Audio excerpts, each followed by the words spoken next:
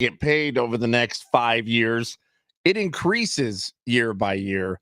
By year 5, he'll be making just under $72 million a year. Yeah, that don't suck. No. And the thing is, Jason Tatum can suck. Yeah. Like, from here on out, Jason Tatum's getting that money. Yeah, he's fine. He's fine. God, I wish I was an NBA player. Same. Why was I not born 6'6" or LeBron James' son? That's what I say every day. I say that every day. 6'6" probably doesn't even cut it anymore. Well, do you think the numbers are past that? Well, unless you're Bronny James? If you're 6'6", you got to be an excellent shooter, a really good on-ball defender, and probably really, really buff. Like, if you're 6'9", 6'10", 6'11", 7 foot, you're able to play basketball, just be tall. Yeah. Yeah, I mean, I guess. I'm sorry, Paris on YouTube. Better late than never. I just got it up, TD, if you want to send a stream. Yeah, I'll get that set up as well. Welcome in, Paris. By the way, Paris, I had 2 bottles of water on Sunday. Wow. How about that? Look at that. Yeah. He's making positive life changes. Yeah. I thought of Paris the whole time. Hey, actually. Paris, by the way, if you and the missus want to come hang out tomorrow night, send me an email. You have my email. We'll hook you up with the VIP tickets for the Mission Bay Beach Club fireworks extravaganza hosted by Big Rich, TD, and Fletch. That's right. We are going to be out there at the Mission Bay Beach Club from 7 to 9:30, 10 o'clock, and we've got the best viewing spot on the planet, really. We're really breaking it down to watch some fireworks tomorrow night. I'm so excited for this. Same. I've been talking and emailing with a bunch of listeners from both here on San Diego Sports 760 and 101.5 KGB, and it seems like everybody's in the same mindset, and everybody asked the same first question. How close is the bar going to be from us? Feet away. Feet away. Exactly. Which we do need to confirm with Dominic Giammacareno as well as Tony Kanja if tomorrow's Bar Cart Wednesday. It's going to be a marathon, CD. Get ready. We got a lot going on, from the morning show to the afternoon show to the firework extravaganza, and then all of the items in between there that we've got to take care of. Special guests on tomorrow's show? Special guests. I'm trying to get confirmation on special guests tomorrow. The male version of the special guest. You talked with him yesterday? I texted him, and he said, I think I can make that work. And that's the last I heard from him. So this morning, female, I literally sent a message at 5:50 this morning saying, making sure we can make this happen tomorrow. So cross your fingers that both of those things happen on a possible Bar Cart Wednesday. If it's not a Bar Cart Wednesday, we should still make it a Bar Cart Wednesday and drink all American drinks like Coors Light and whiskey. That's a great idea. Yeah. It's going to happen. But whiskey with an E, not whiskey with just the Y. Because whiskey with just the Y, I believe, is whiskey that's made in Ireland. I believe you are correct. We are American. This is America. The land of the free, baby. Yeah, that's what I'm talking about. We're going to watch NASCAR, which, by the way, apparently J-Riff, not a fan of NASCAR. I mean, I'm not going to sit here and pose like I am a fan of NASCAR. I think it's kind of a silly sport, to be quite honest. What? Okay, I do love the sentiment of it, and my uncle, who's like the most American dude I've ever met, loves NASCAR, so I can get behind it. We'll save that. We'll bank that for a little bit. But meanwhile, yeah, that's what's going on in the NBA. Klay Thompson to the Mavericks, which there was rumors that he may go to the Lakers. Apparently, those rumors completely untrue. So LeBron James said 2 days ago he was willing to take a pay cut if they got one of 3 free agents. Klay Thompson was one of those guys. I can't remember the other 2, but none of the 3 are with the Lakers, and they have all signed elsewhere.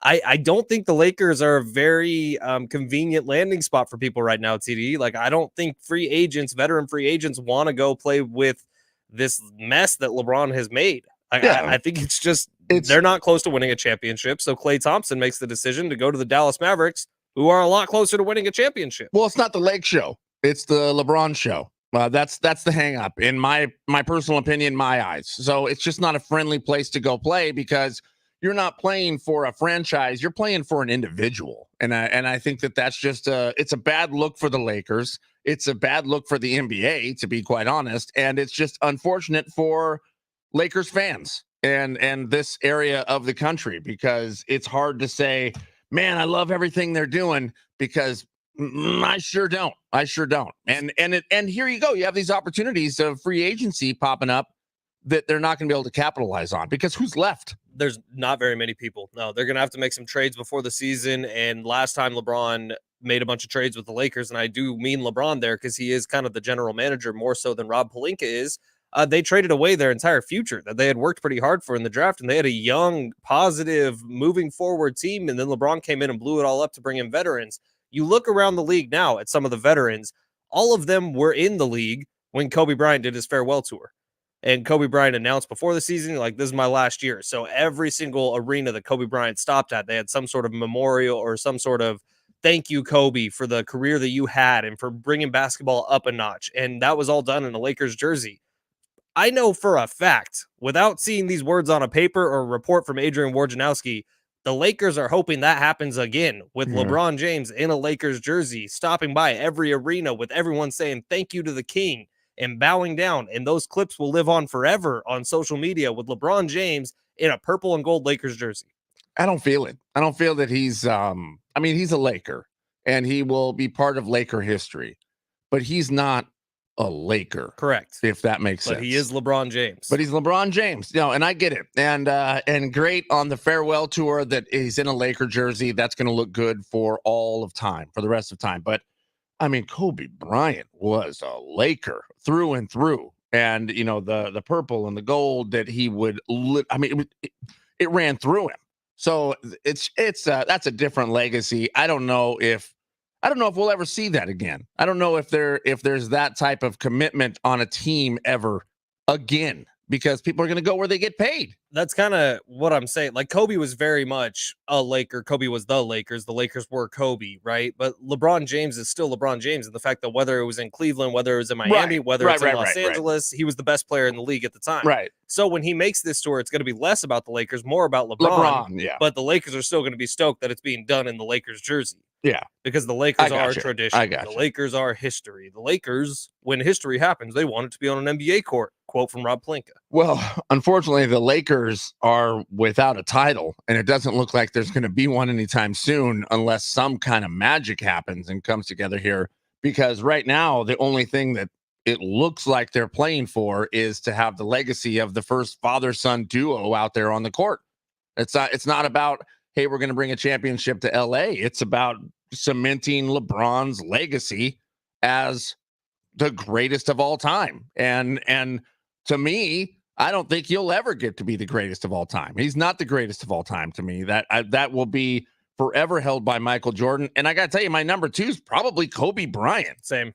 So I understand if Rich were here, he would fight us on that. Maybe a fist fight would break out. Yeah, because stay in wherever you are, loser. Yeah, wherever you're at the beach somewhere. Drinking Mai Tais. Golly, probably eating really good poke.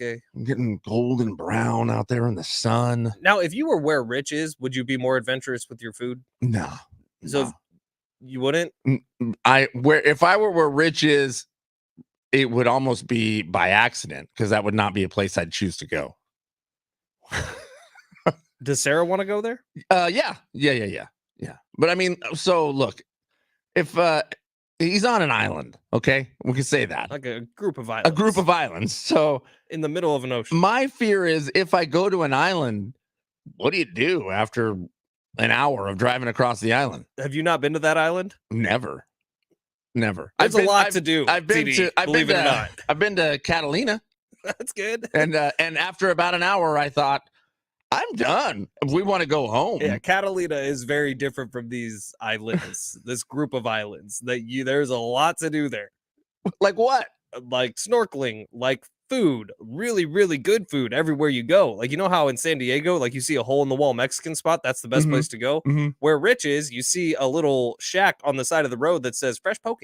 Yeah, that's where you go. I wouldn't eat it. Oh, it's so good. I would find an In-N-Out bowls, which I don't like here in the States, but over there they're perfect. I'm out just because I don't like the way it's spelled. How about hiking? No thanks. Oh, it's some of the coolest hikes in the world. No. Snorkeling? No, probably not. Renting boats. Yes, I'm in on that. All right. Like, instead of hiking, I'd rather get in a helicopter and fly over and see it all. They do that too. Yeah. They do Zodiac tours. But I mean, that's like 30 minutes. Sure. but Zodiac tours where you can go out in the ocean with huge waves in a tiny boat, and you get to go all into these exclusive reefs where you can go snorkeling with giant sea turtles. It's awesome. Yeah, that'd be cool. That'd be cool. I'm down with that. But then again, I mean, what's that? An hour?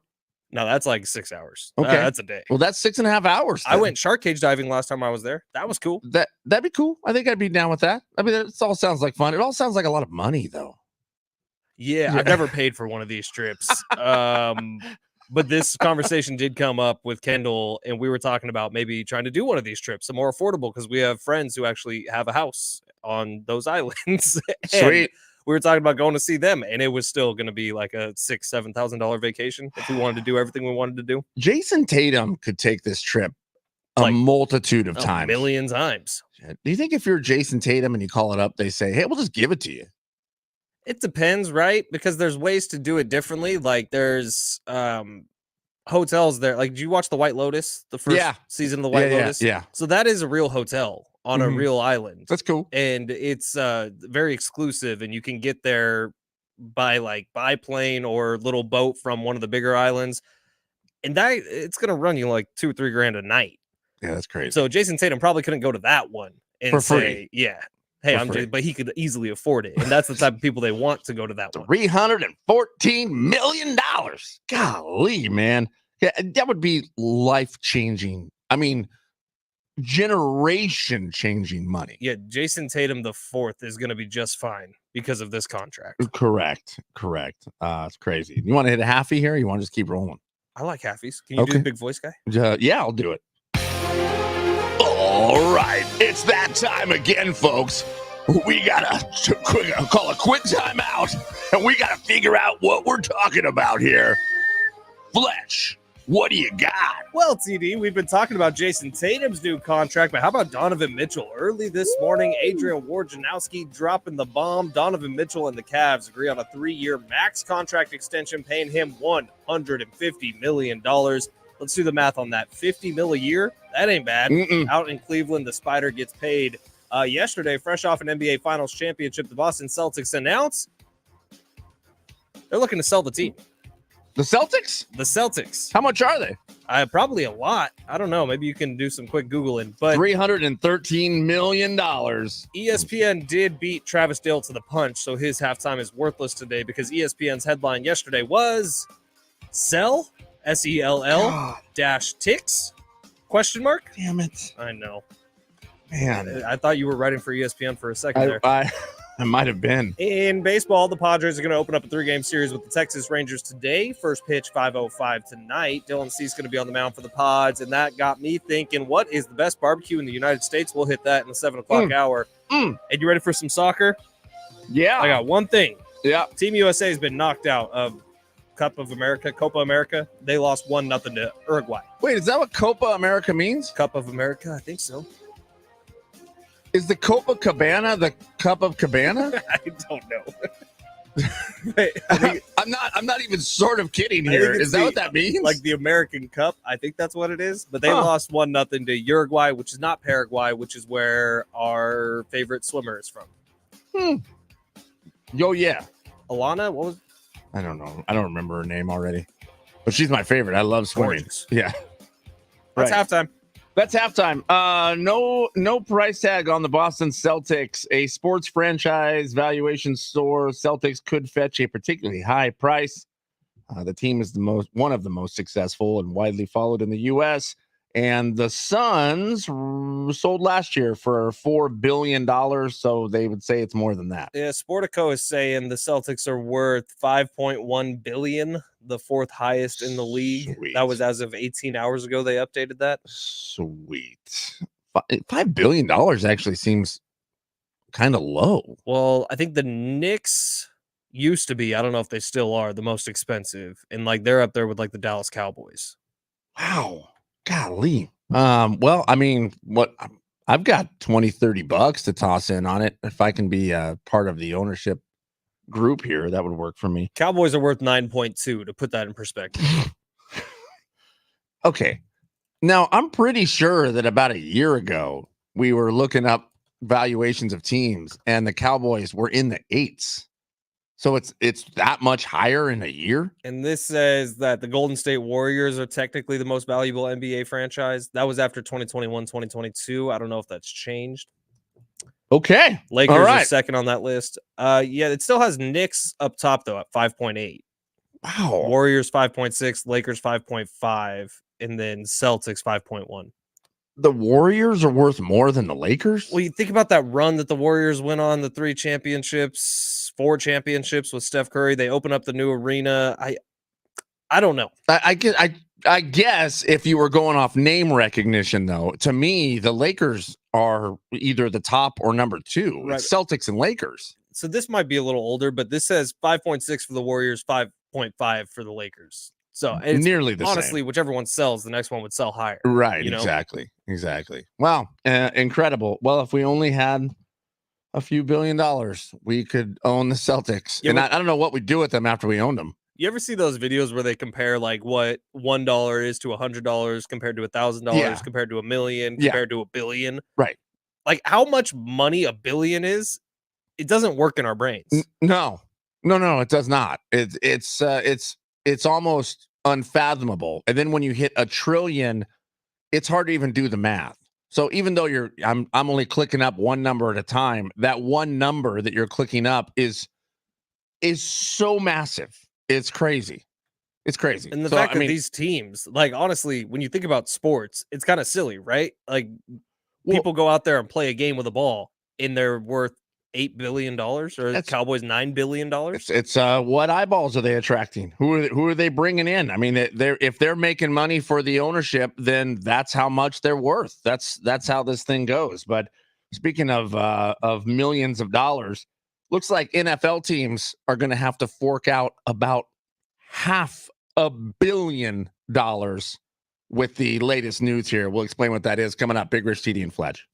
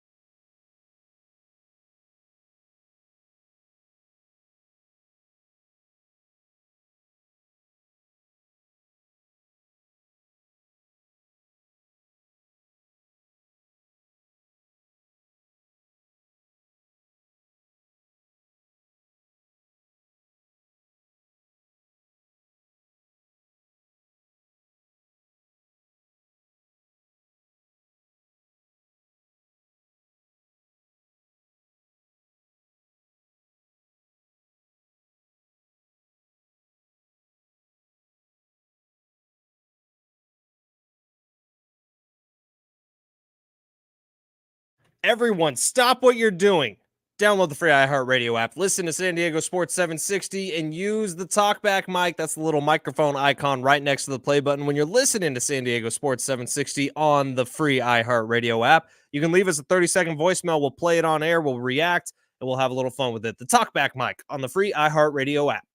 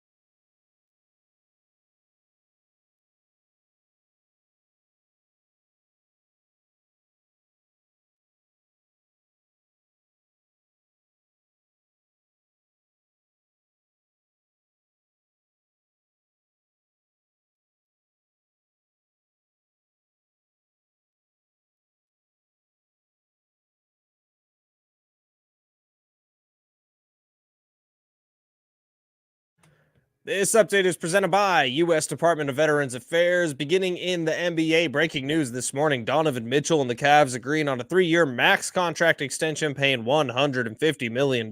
Yesterday, fresh off an NBA Finals championship, Jason Tatum and the Boston Celtics come to terms on the largest contract ever in the NBA, 5 years, $314 million. This was quickly followed by the news that the Boston Celtics are looking to sell the team. In baseball, Padres opening up a 3-game series with the Texas Rangers today. First pitch, 5:05. Dylan Cease on the mound for the Padres. And in soccer, Team USA knocked out of Copa America. VA education benefits allowed some to earn a degree without the type of student debt that so many people face. Services where then, benefits are now. Get what you earned. Visit choose.va.gov. Not all veterans are eligible for the type or amount of benefits mentioned here.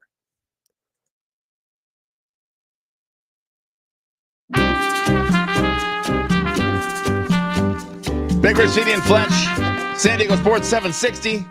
Hey, we do have a giveaway today.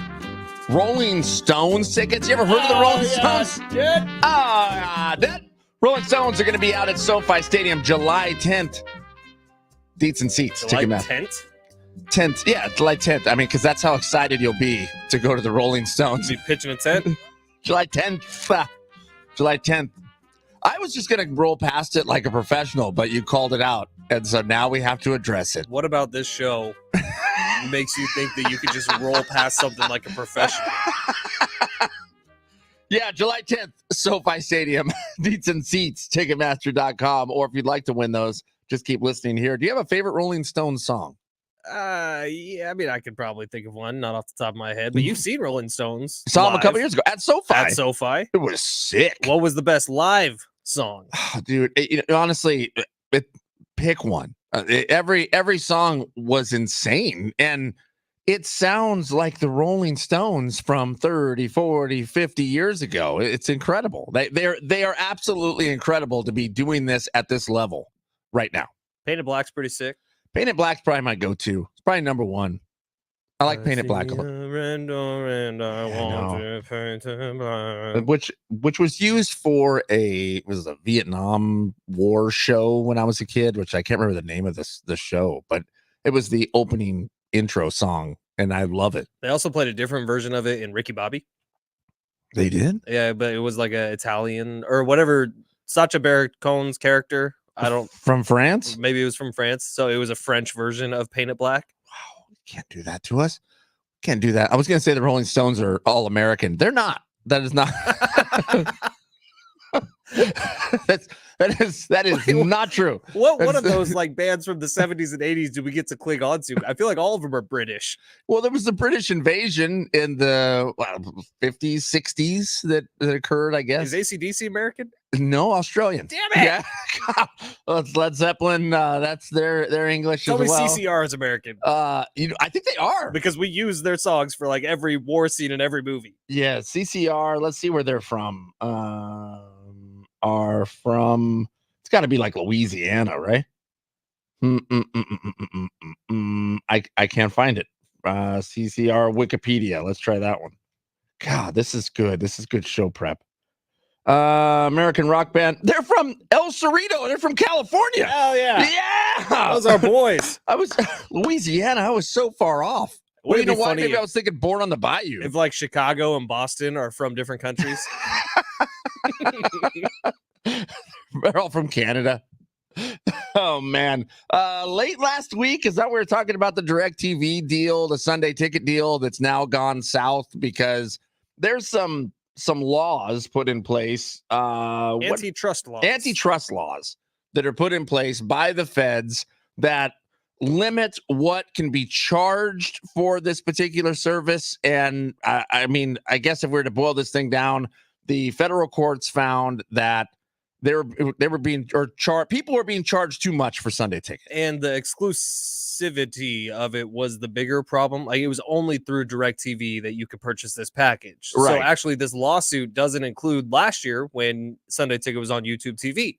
It was only the years that it was on DirecTV, and it was only 10 years back, I think, as far as they can go back. 2012 season through 2022 season. I think that's it. Right. Well, so the feds came down and said, yeah, you're going to have to pay up. Now, the fine is about $175 million per team. Is that the 4.5 whatever number that was put out? Yes, it is. $4.7 billion in damages. So if the NFL would then place that on each team, they would have to pay whatever that comes to, $170 something million a piece. But because it's a federal infraction, they can be charged 3 times the amount. So there's a penalty that's going to put on it. And look, I mean, I don't work for the feds.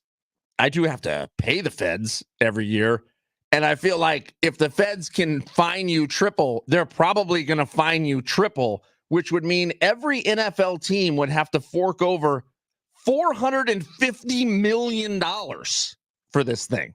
That's like Jason Tatum and a half. $500 million? Can you imagine getting a $500 million bill in the mail that you have to write a check for? But they're appealing this thing. Yeah, the NFL is going to try to drag this out. And believe me, the NFL has pretty good lawyers too. So as this goes on and on and on, who knows? This might get knocked down to half. This might keep it at 4 or whatever. I don't see the NFL paying every single team paying $500 million for this. I really don't. Man. You and I were talking last week about this when this news first came out, TD.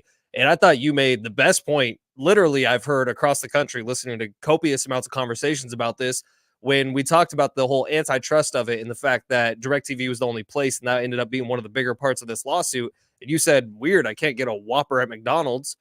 And I thought that was such a good point because it's like, well, DirecTV paid for it, so they got it. Now you pay DirecTV. Like, you're buying the service. And I can't help but thinking, like, the NFL has been really, really good for a really long time. And yes, we pay a good amount of money to the NFL to be able to watch their product. But guess what? We all love the product that we're watching. If this ends up down the road changing the way we consume NFL to a less convenient option for fans, I think people are going to be pretty pissed off that this lawsuit's happening. Yeah, they will. But I mean, one way or another, the NFL is going to make it to where people can see the games. I mean, one way or another, they're going to get eyeballs on this thing because they are a money making machine. And when I say machine, I mean machine. So this is going to be a blip in the radar to them eventually. Meanwhile, they're going to have lawyers locked up in this for however many years it takes to drag this thing out before they end up having to write a check for probably close to $500 million is what it will end up being. Maybe that gets knocked down some as they fight back and forth.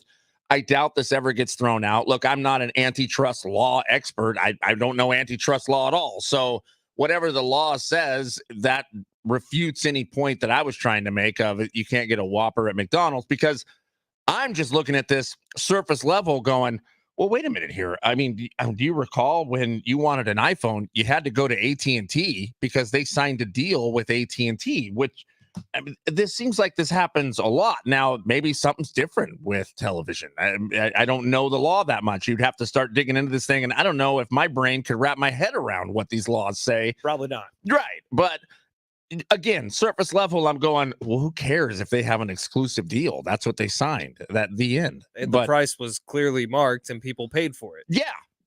I mean, people were willing to pay that much money for NFL Sunday Ticket because the product was that good. And it's a convenience thing. It's if you live in San Diego, but your favorite team is the Cleveland Browns. Well, I hate to break it to you, you're not getting the Cleveland Browns every Sunday. Yeah. Unless you have Sunday Ticket. You might get them one Sunday. Right. If you're lucky. Right. So that's what the whole product was, which I think was awesome. I agree. The NFL knows that they have fans all over the country. People move. People are fans of different cities, and people grow up Cleveland Browns fans, but then their family, guess what? They move to San Diego because their dad's in the Navy. Right. So they want to watch the Cleveland Browns, but they don't get to because they live on the other side of the country. NFL Sunday Ticket made it possible. Well, Sunday Ticket's not going away, but obviously there's going to be some changes here. Now, the price, I would assume, changes. Well, other than maybe these antitrust laws say as long as it's not exclusive DirecTV, you can charge whatever you want. I have not seen them again. So, but I thought last year it was exclusive with YouTube TV. Like, this is the part that I don't quite understand. But was it, or could you still get it on DirecTV? I don't know the answer to that. I don't know either. I didn't pay for it because, to me, I thought, it's too rich for my blood. I'm not going to do it. Last year was great because last year I paid, I think it was $15.99 a month, and I was able to get Red Zone every single Sunday. So I would have whatever game I really cared about on the main TV, and then Red Zone sitting on the laptop. Mm-hmm. It worked perfect. I agree, and the price is right. But see, $15.99 a month. Come on. The market will dictate how much something is worth. If you want to go buy the Boston Celtics and they want $6 billion, but the market says $4.5 billion, guess what? You're probably not going to get $6 billion. So if you want to sell Sunday Ticket for $400 a year, but no one wants to pay $400 a year, my guess is if you want to sell it, you're going to have to sell it for less than $400 a year. Text line's got some good questions for you. Yeah. This is completely random and a hard left turn, but apparently Flava Flav is getting a signature meal at Red Lobster. That's true. TD, how many biscuits from Red Lobster can you take down in one sitting? So I've only been to Red Lobster once in my life, and I would say the biscuits by far were the star of the show there. In one sitting at Red Lobster, meaning these are the biscuits that have like cheese inside of them. They are delicious. They're really good. I bet you if I was only doing biscuits at Red Lobster, I bet I could push 15 to 20 biscuits, because they'll go down easy up to about 10. Yeah, and then you get that feeling when you have too much pasta at once, right? That your throat kind of starts to close up a little you're bit. Like, oh gosh. I hate that feeling, but I love pasta. Listen, I'm willing to give it a try. But yeah, Flava Flav going to have his own signature dish there. Flava Flav wanted to save Red Lobster, so he went into a Red Lobster and he thought by saving it, he's just going to order every single item on the menu, and he did. So he ordered everything. They bring it out to him, and then he put together a sampler platter, a gigantic sampler platter that they now have on a secret menu. So it's like you're going to In-N-Out and you order some animal style something that's not on the menu. That's what you have to do when you go to Red Lobster. The Flava Flav. I honestly can't say no. I went to Red Lobster once, and it was 3 or 4 years ago because Kendall and I got a gift card. That's your review. Meh. My mom always said, if you don't got nothing nice to say, don't say nothing at all. What? So, are you a lobster fan? I love lobster. Okay. Freaking love lobster. I've had lobster one time I'm guessing you didn't like it. at Red Lobster. Well, okay. I'm- that was the last time I had Red Lobster. I got That's all nothing I'm to say saying. about Red Like, Lobster. luckily they have biscuits. What I will say, if you get like really, really good lobster somewhere, or you go and buy lobster and make it yourself, right. Like with the live lobster. yeah, it's like a top 2 food for me. Really? If you got a plate that has steak and lobster on it, like you go to a teppanyaki place and you get the surf and turf and it's lobster and New York, Okay. you might be in heaven. Let's say I roll up to a restaurant. On one plate, I've got the best lobster on planet Earth. Mm-hmm. And on the other plate, I have buttered toast. I would take the toast. No, you put some lobster on the buttered No. toast. I don't want to ruin. I don't want to ruin the toast. No, you take the lobster and you chop it up and put it on the toast, and it's really, really tasty. No, thank you. But here, to make it easier for your brain, if you had like the best lobster in the world sitting next to like a $12 New York steak that you bought at Costco, Yes, the $12 New York steak wins. Hands down. For sure. Yeah. And then I would use the plate to scrape the lobster into the trash can. I don't know, man. Lobster's really good. It's really good. I know people love it. I literally, the one time I had it was at Red Lobster, and I thought, it's just a weird texture, but it tastes like the butter that I dip it in, and I like the butter. Yeah. So the more butter, the better. Bring on that. I guess we're gonna do this. Let's talk soccer coming up next, I guess.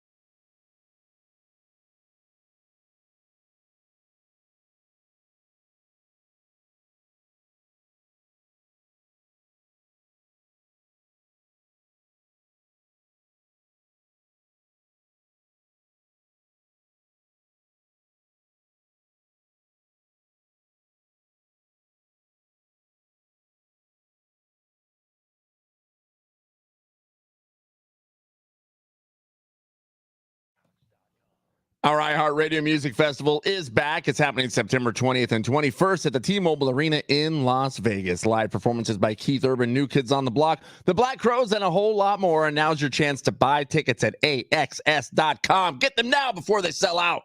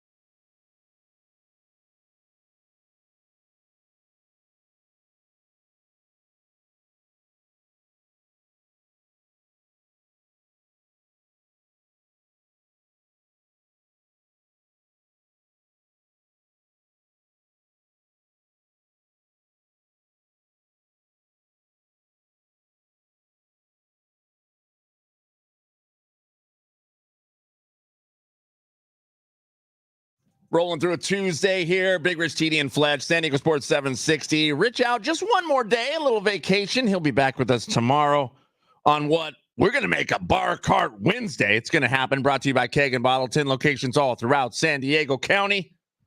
Plus, there's one up in Santa Barbara. There's one out in Chicago. Soon to be 2 out in Chicago. Look, it's growing exponentially. And Fletch, I feel like it's probably because of us, really. We're huge in Chicago. That is true. Yeah. So, and also, Tony's son lives in Chicago. Yeah, there's that too. There's that too. It's fine. The Copa America. Nailed it.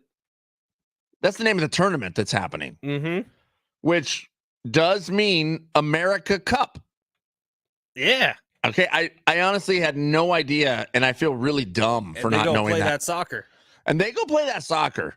And the U.S. had a team in the Copa America. They done, son. So Greg Berhalter, the head coach or the manager of the United States soccer team, people who know how to do that soccer and talk that soccer are saying Greg needs to be fired because he failed the U.S. of A. So I saw that as well. And I mean, I don't know if I've watched any soccer. I watched whatever J-Riff had on the TV yesterday, which was a team called Por, which I believe is Portugal, and a team called Sven, which I could be wrong, but I do believe is Sweden. Do you know who won? It was 0-0. Yeah, shocker. So the U.S. lost 1-0 or 1-0. 1-0 in soccer terms. If you're doing the soccer, 1-0, and now they done. Which that's it. They failed to reach the knockout stage for the 3rd time in their 5th Copa America appearance. Yeah, I saw that. I do think this has something to do with the World Cup. Oh, this is like a seeding round, maybe? Huh. Don't actually know. Huh. Copacabana does not mean the cup of cabana. It's one word, Copacabana. Just a heads up, which I was confused about earlier. Look, I wish J-Riff was here. He could talk to us about soccer. He gets real in depth in it. I find soccer a little boring. I got nothing against people that live and breathe soccer. Yeah, I understand. Most of the world does. I understand. Like TD and I are in the minority here. I have tried to get into soccer, can't do it. The most I got into it was freshman year of college when I would play FIFA. And FIFA's awesome. FIFA's sick. FIFA's awesome. Yeah, dude, it's awesome. Yeah. And I honestly, and I can genuinely say this, no BS, I am excited that San Diego is getting an MLS team. I am too. Because I think that'll be a lot of fun to go to those games. And once you get me invested in something, like if I'm at a game, I understand the players, I know who it is, I bet you I'll be signing up for the Apple TV deal to watch these players when they aren't playing in San Diego. Oh, I completely agree. And the what's the world one? Is it the What was the what? The world, where the world plays each other in The soccer. World Cup? Is that what it's called? Yeah. I thought there was a different name to it.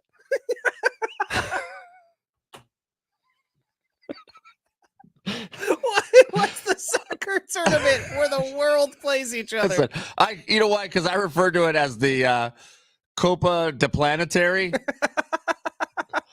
But listen, the World Cup is you get it. It's exciting to see our team go ahead, right?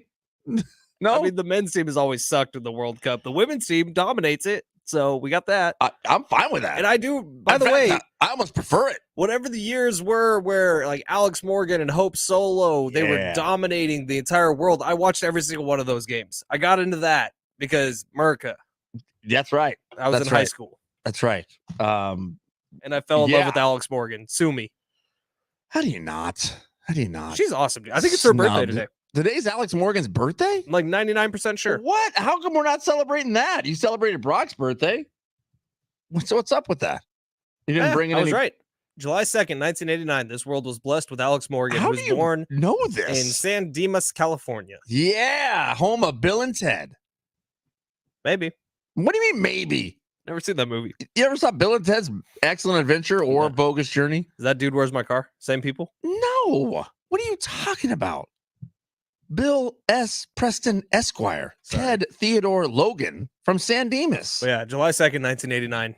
Thank you for being here, Alex Morgan. We appreciate having you. That's right. And thank you, San Dimas, and everyone listening out in San Dimas. I do like San Dimas a lot. The Padres, listen, they're a little bit in fuego right now. They've won 9 of the past 11, and even though the last one was a loss, I don't think that stops them. This train is rolling, and it's rolling out in Arlington. Let's talk a little Padres here coming up after the break. Big Rich, CD, and Fletch.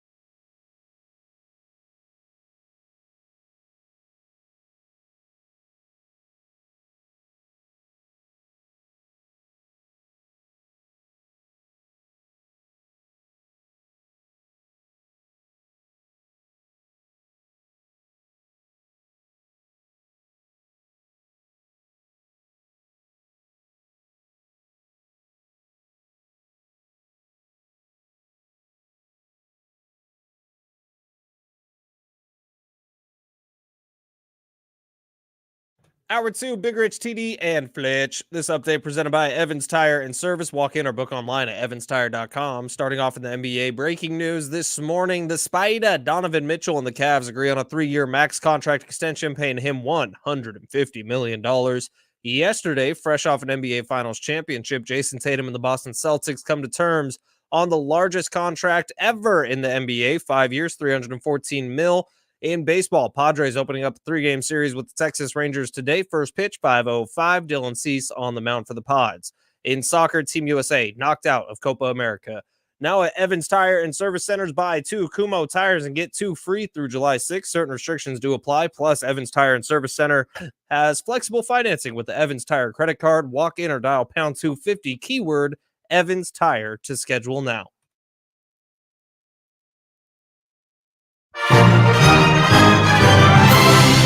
Jumping right back into things here. Big Rich, TD, and Fletch, San Diego Sports 760. Rich will be back with us tomorrow as he's finishing up his final day of vacation. Maybe listening to this music as he travels. Alex Morgan, birthday. Margot Robbie, birthday. Wow. Lindsay Lohan, birthday. Wow. July 2nd. Are you a big Lindsay Lohan fan? You know it was. When, Mean Girls? Mean Girls. Mean Girls is a great movie. Yeah, but I mean, is there anything outside of Mean Girls? Herbie Fully Loaded?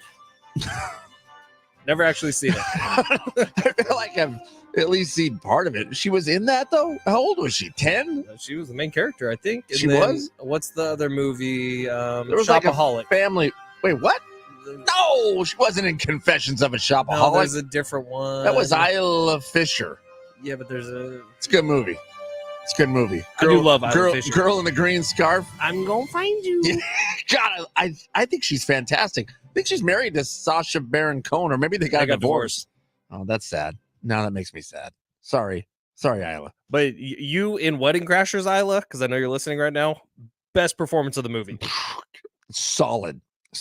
Wait, who do you like better in Wedding Crashers? Vince Vaughn or Vince Vaughn. Yeah, Owen Wilson's kind of annoying. Owen Wilson. Yeah, I know. Vince. God, I love Vince Vaughn. I love him. By the way, Vince Vaughn was at UFC 303 with Tony Kanja. He was there. That's cool. We should have been there. We should have. There was a bunch of stars there. I'm assuming they bought tickets or were given tickets because it was supposed to be Conor McGregor. The UFC is getting hot now because UFC 306 is coming up. Do you know what's happening for UFC 306, TD? I do not. It's in the Sphere. Oh my God. Dana White that's right. He has promised that it will be the greatest live sporting event in human history. The greatest live sporting event in human history. That's what he's saying. And he's saying it's like partially because of the Sphere, partially because of the card that they have set up. It's Mexican Independence Day. Like they're gonna really get this thing fired up. That's gonna be insane. I can't wait. That's in September. Now, there was talk that they were going to show the fight on the exterior of the Sphere. There's no way that happens. They could. It's going to be the largest pay-per-view bill on planet. So depending on who's fighting, right? I saw a rumor yesterday that they're trying to push Conor to that. Now, that wouldn't make all that much sense for Mexican Independence Day because if Conor's fighting, he's going to be fighting Michael Chandler, who's an American. Conor, obviously not Mexican. He's Irish. So you would think that they're going to have some of their Mexican stars, which they got plenty of, on the main card of that event, or at least Latin stars that they have on the main card of that event. But if you think about it from a promotional aspect, like say they don't care as much about making a boatload of money on 306, they just want to make it the greatest live event in sports history. Okay. They broadcast on the outside of the Sphere. How many new fans would that bring into the UFC for next event pay-per-view? Can you imagine how many people are just gathered around Las Vegas? Sure. Just staring at the Sphere. I mean, it's not like you have to be in the parking lot to see what's happening on the Sphere. Sure. But then how many people are still like, I probably won't be in Vegas for that. I'll be sitting at home paying the $80 to watch the fight. Like more people will be doing that than will be gathered around the Sphere. By the way, how crazy would it be if the Sphere on the outside is just a stationary shot of the ring, like you were sitting inside the Sphere? That'd be so. There's no limit to what they can do. Have you heard some of the recent stuff about the Sphere? Like the NHL draft was there. I don't know if you saw that.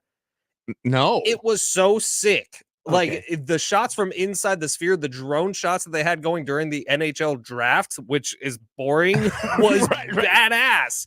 Dude, I want to go. I did not see that, but the Sphere is spectacular. Now, the first concert that was there was U2, and I thought, oh, it was cool. But I mean, it didn't blow my mind really.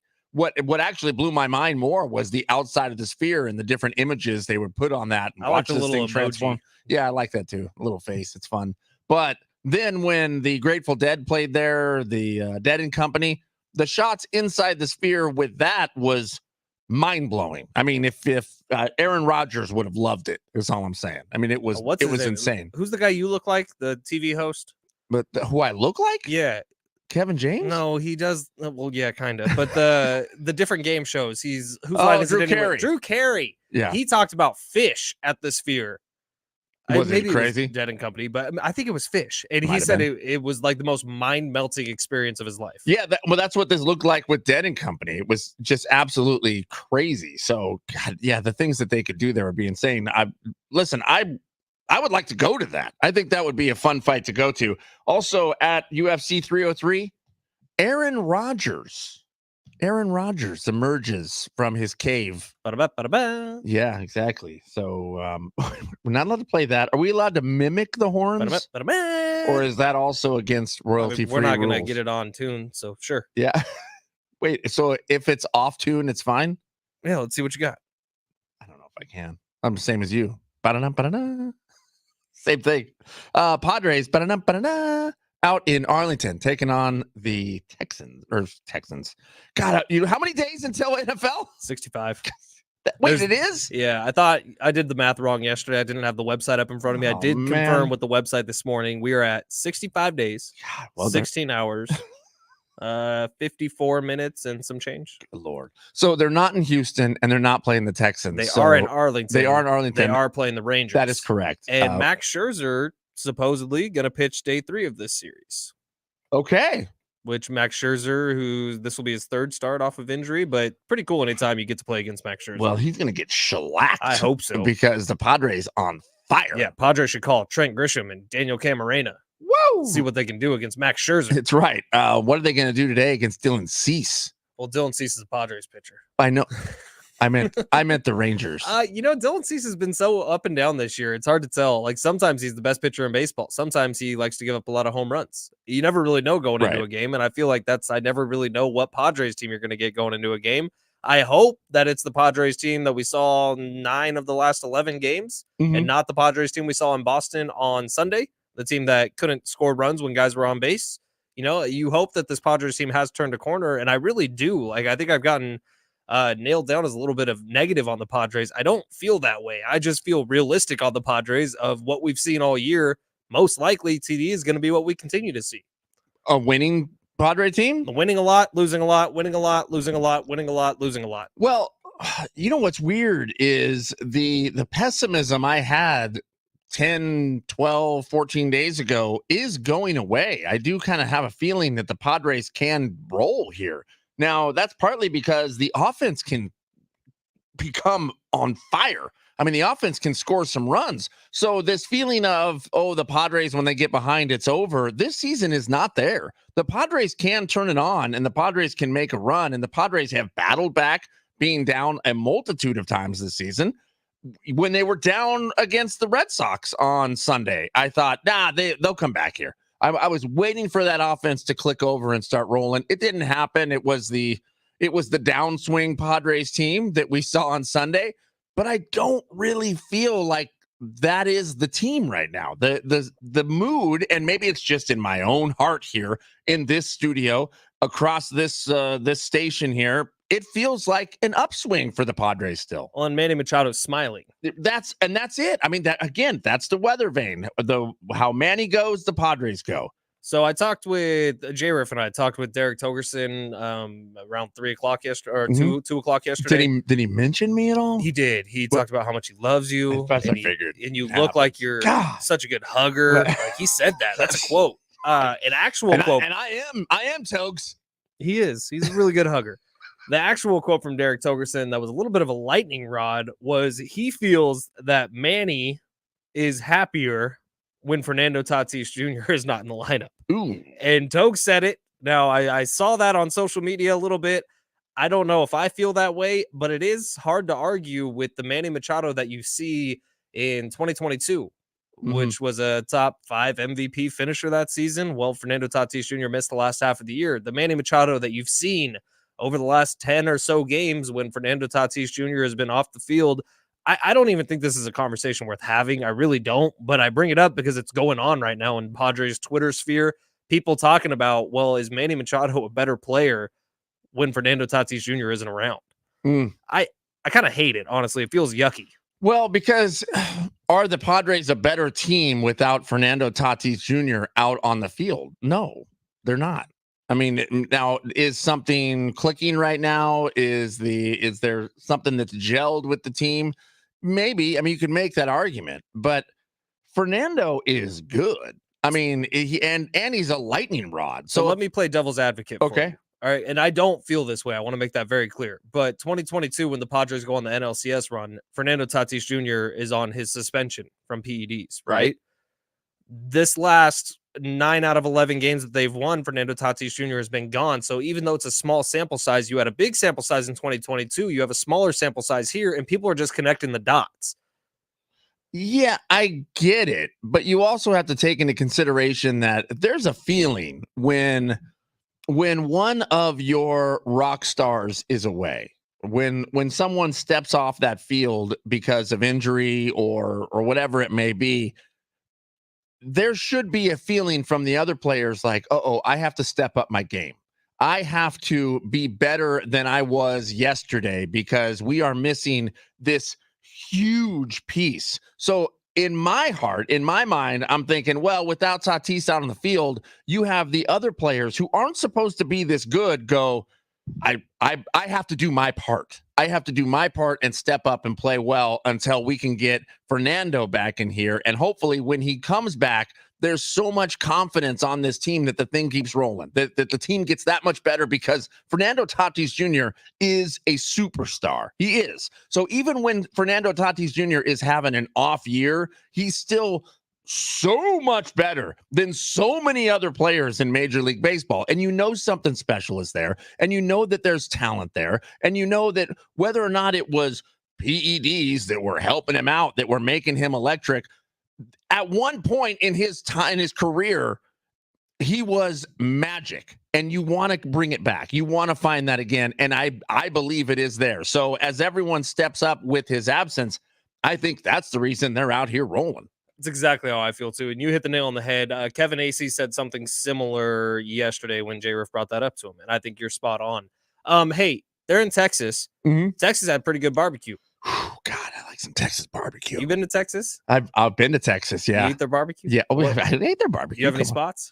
No, I don't know of any spots. Okay. It was just me driving through Texas. Let's see. And when I went to, you have spots in Texas? I got 2 of them. Because when I went to Austin for that bachelor party last year, year before, oh, right. Great time. But we had Salt Lick, Okay. which actually Patrick Allen sent us Salt Lick Oh, seasonings. yeah. Barbecue Oh my God, it's so good. Unreal. Yeah. And then we went to Terry Black's, which is a chain throughout Texas. There's one in Dallas, I think there's one in Arlington where Kevin is.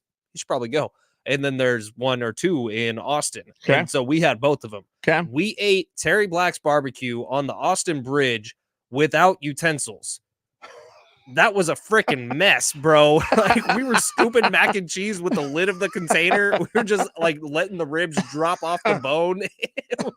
It was a mess, but it was so tasty. So Texas barbecue is known for what out in Texas? Is there a specific Smoke? Just smoke. Lots of smoke. Okay. So, but they do particularly like beef, brisket, beef ribs. I feel like we need some blues music going here. You want some? Yeah. You can pull me up some blues. Listen, smoked brisket, hoo-wee, on a 20-hour smoke, 24-hour smoke is so delicious. It probably is my favorite food on planet Earth. I mean, it's absolutely amazing. Hard to beat. I mean, literally, we were driving across Texas and you'd find a place and we would just pull in and grab something to eat. And it was the best food I've ever had. I do love Texas barbecue. Mhm. I grew up on North Carolina barbecue, which is mostly pig And spicy and saucy. saucy. Like everything is wet. Right. Which I don't mind. No, I like it. Yeah. And they take like Carolina Treat is like my uncle's favorite barbecue sauce. So you grew up on Carolina barbecue because you have family in Carolina? Yeah, my dad's whole family is from that part of the world. Okay. I like it. I like it. Are we breaking down the best barbecue here I think we across? should. So you got Texas, you got smoky beef. North Carolina, you got more pork, mostly pig, very, very saucy. Out in Kansas City, known for, yeah, there we go. Kansas City, known for its burnt ends. What- Dude, I love burnt ends. yeah. Burnt ends are top notch. Remember Kansas City Joe's? Do I remember They sent Kansas us City Joe's? those burnt ends. Which you can go buy online. They'll ship them right to you. The pack that it comes with, filled with dry ice, ready to go. I made all that with a flamethrower. Did you? Yeah. Really? Because it comes to you already cooked and stuff. Yeah, You just have to yeah. reheat it. Right. So I did what you were supposed to like soak it in hot water. Which I did that. I did that too. And then when I took it out of the hot water, I just torched it. Oh, I gave it a quick sear. Nicely done. What else we got? Memphis, California. We're famous for tri-tip. We really are. In Santa Maria, that's where tri-tip became popular. Santa Maria style tri-tip, which is traditionally not done on a smoker, but can be very good on a smoker. So if you roll out east, you start to lose tri-tip. It's gone. It doesn't exist anywhere. And I think that tri-tip is looked at as kind of a poor cut of meat. I love it. I love In fact, tri-tip is near my top. I think I'm doing tri-tip for 4th of July. I know I am. Oh, doing yeah, like 7 of them. That's right. That's right. Smoking them in a pit barrel. Golly. Tri-tip, and the tri-tip sandwich really is where tri-tip becomes elite. You like a tri-tip sandwich over just eating tri-tip? I do. Now, Because of the Cardiff crack? well, Cardiff Crack is great. Where I went to college in San Luis Obispo, we had a spot called Firestone Grill, which has one of the best tri-tip sandwiches you'll ever eat. In Fresno, there's the Dog House, which I grew up 45 minutes away. That's an awesome tri-tip sandwich. And if you do a tri-tip sandwich on garlic bread, it takes it even higher. Now, Iowa Meat Farms right here in San Diego off Fishing Gorge Road has a marinated garlic-style tri-tip. They just let sit in this garlic, almost au jus sauce that they'll sell you the full tri-tip, and you just throw it on the barbecue. And it tastes, it's good. I just texted my the winningest barbecuer of all time. I texted him and said, "Hey, are we gonna make tomorrow work or what?" So hopefully, that gets locked down. We're not doing a very good job of ranking. We're just talking about how much we love them all. Okay, so wait, hold on. We got Texas, which is smoky beef. We're calling it Kansas City burnt ends, which are delicious. North Carolina, we're going saucy, mostly pig. California, we got tri-tip, and then we got Memphis barbecue, which I feel like you got to throw ribs in this. Yeah. We're doing Memphis ribs. Okay, so we got 5. It's going to be hard for me to not say Kansas City burnt ends. As number 1. Let's start at number 5. Where do you put in the last place in this list? Probably Memphis. And look, last place in this list is not a bad thing, right? But I would go like Memphis ribs last. Like I could take or leave. I think I would go the North Carolina saucy and mostly pig would rank 5th for me. And yeah, I think I would go that. Not that it's bad in any way. I'm just saying it's ranking 5th. 4th place on my list. Golly. California. Tri-tip. That's where I got to go. Dude, what can I say? I'm telling you, tri-tip ranks high on my list of what am I going to go eat. But it's ranking number 4. I'm bringing too much nostalgia into this, so I'm just going to go straight to my heart. All right. 5, I'm thinking Memphis. 4, North Carolina. 3 for me is California with the tri-tip. Okay. 3 for me is going to be Texas smoky beef. Texas is my 2. It's your 2? It's got to be. I feel like I got to keep ribs high on the list. That's where number 2 Memphis ribs are coming in. Dude, a rack of ribs. I feel like Memphis might go more pork, but I don't either. Those pork ribs are delicious. Number 1, we're in consensus on this. Oh, the burnt ends. The burnt ends, which Kansas City barbecue down in the gas pit. I don't know if you had that place. No. That's where a lot of like the Top Gun bar scenes. Yeah. They have badass great burnt ends. They're like candy. They're good. so good. It's brown sugar that Yeah, gets added. that's what I'm saying. A little bit of sweet on that. Golly, come on. With some I'm biscuits. starving. Dude, Like, I'm we so hungry. this was quite the departure We've from been to Padres baseball. all By the these way. states. No, this is the Padres' fault. They're in Texas. What do you think the Padres are just hitting up Texas I barbecue? hope so. I asked Kevin yesterday if he was, and he said, no, I don't do It's not anything. You're in Texas. You have to. You think he wears a cowboy hat out there? No. That's Do you lame. think Kevin wears hats, period? The answer is no. Why would you mess with that hair? He's got great hair. That's pretty perfect. Is he going to be joining us tomorrow? He is. Okay, good. From Texas. We can give him a bunch of crap then. We may only talk about barbecue. Depends on how the Padres do today at 5:05 with Dylan Cease on the mound. Out of See, like nostalgia thing, like I do love when I cook a tri-tip. Like I think my tri-tip is pretty perfect. I also Okay. love it when like I go to my grandpa's house and my aunt makes like Carolina treat, you know? And it's, like, right. they like grits a lot too. I don't mind grits. I'm fine with grits. Biscuits and gravy. Come see. Oh, biscuits and gravy is one of my top foods. It's delicious. How do you do your tri-tip? You do a dry rub on it and then you hang it in the smoker, or how do you do it at home? So when I do it at home, I usually buy it from Iowa Meat Farms, and they do the marinade for me. Like I don't have to do anything. Okay. Which is great. And it's usually the garlic one that I get because Italian thing, garlic. Okay. But that just goes on the barbecue. Okay. I will take my tri-tip. I will put some olive oil, soy sauce, Worcestershire sauce, and then a variety of seasonings, salts, and Who's your sister sauce? yeah, Worcestershire sauce in a bag, plastic bag, and then I'll marinate that for probably want at least 12 hours on it. If you can get 24, that's great. Then I pour that all into a pan, like a baking dish, that I will put out on the smoker and leave it on the smoker for 3 or 4 hours. Then I pull it off the smoker, take the smoker up to about 500 degrees. Then once it gets to temp, throw it on that thing and start to sear it. I'm starving. So that's how I do my tri-tip to try to get it. Sous vide tri-tip in the studio. And it was so Perfectly cooked. It's cheating. perfect. Like it does feel like it's cheating. Is that French? Sous vide. Yeah, it must be, right? Uh-huh. That's what sous vide is a French word. God, why do the French do it so perfect? It is cheating. Like, it takes all guesswork out of it. Yeah. It gets you to exactly the temperature you want it to be at. You don't even need to use one of those meter things. No. Cheating thermometers. Why does it cheat? Have a thermometer. You don't like your meat perfect? Be a man. What?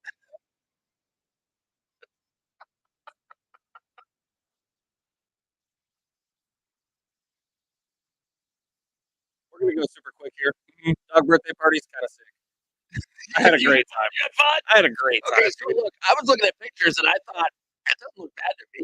It was perfect. It was like 20 minutes. The dog loved it. I loved it. Kendall loved it. We got a ton of pictures. We made people feel uncomfortable, sending them the video of Good. Brock standing up on his back 2 feet, licking an ice cream. Yeah, that was cool. He looks like a human being, a human child when he's doing it. By the way, he's down his hind legs for a Long time. time. Dude, if you just have a treat in your hand and he's walking around you, he will get up on his hind legs and stand there. Did you taste the ice cream at all? No, because it was pumpkin. Wait, why do they have pumpkin? It's not time for pumpkin. I don't know. Just leftover? It was Ben and Did you Jerry's. ask? It was Ben and Jerry's dog ice cream? Yeah.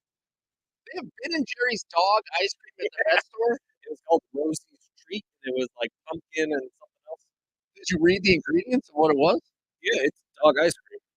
I think it's Well, mostly what makes it dog instead of just normal ice cream? I'll be honest, I think it's like pumpkin, half and half mixed, and then like it's pumpkin puree, and then there's freeze it.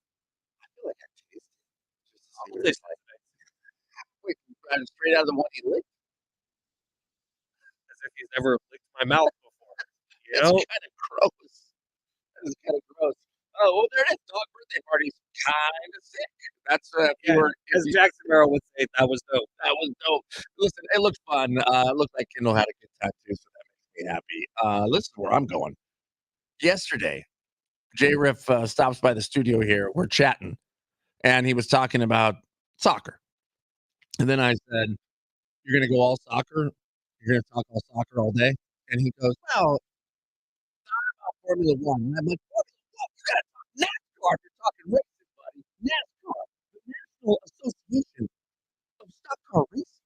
Okay, that is a you know what NASCAR stands for? That is exactly what NASCAR stands for. Real analogy. NASCAR born from moonshiners who were schlepping hoops, running from the law, scooping up their cars, running away to make sure they didn't get caught so they could deliver the goods on American soil, baby. So if we're talking racing, you better be talking NASCAR. Get that F1 out of here, at least at the moment. He has an F1 guest lined up for today. F1 is kind of fun to watch, actually. The show was F1's cool. The show? The Netflix show, did you watch it? No. I watched like 2 or 3 episodes. It was cool. Dude, really, honestly, F1 is pretty awesome. It seems dangerous. Yeah, dude. It's Like, I feel like, it's racing. do those dudes live very long? Probably. I mean, they try to make it as safe as possible, but yeah, it's definitely scary. I mean, they are jamming, but yeah, I mean, I joke. F1 is cool, but it ain't NASCAR cool. You know what I'm saying? America. Yeah. Is there a NASCAR race on the 4th of July? I don't know. I feel like there should be. There probably should be. By the way, John Force, drag racing legend John Force, last I heard he was in the hospital for head trauma. He got in a massive wreck last week, and I think it was last week, where his funny car blew up. He runs into the wall and apparently hit his head so hard that they've had to put him in the ICU. So hearts go out to the Force family, legendary racing family, but we'll keep you updated once we get more information. Meanwhile, in the NFL, God, we got some news. The Jets are getting sued, okay? And this is a lawsuit that's been waiting too long. We'll explain coming up next.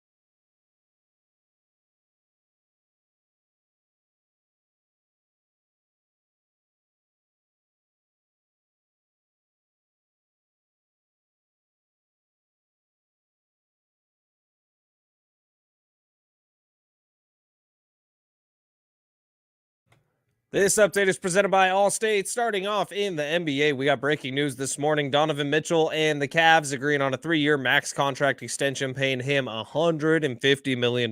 Yesterday, fresh off an NBA Finals championship, Jason Tatum and the Boston Celtics, they come to terms on the largest contract ever in the NBA, 5 years, $314 million. It is a good time to be an NBA player, let me tell you that. In baseball, Padres opening up a 3-game series with the Texas Rangers today. First pitch, 5:05 tonight. Dylan Cease on the mound for the Padres. And in soccer, Team USA knocked out of Copa America after losing 1-0 to Uruguay. Some people just know the best rate for you is rate based on you with Allstate, not one based on anyone else. So if you drive safely, you could save money. Good to know. Visit allstate.com or call for a quote today.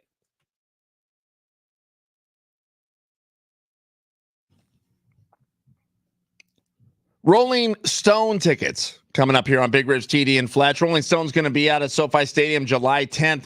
Tickets and information, go to Ticketmaster.com. If you would like to win those Rolling Stone tickets, don't go anywhere.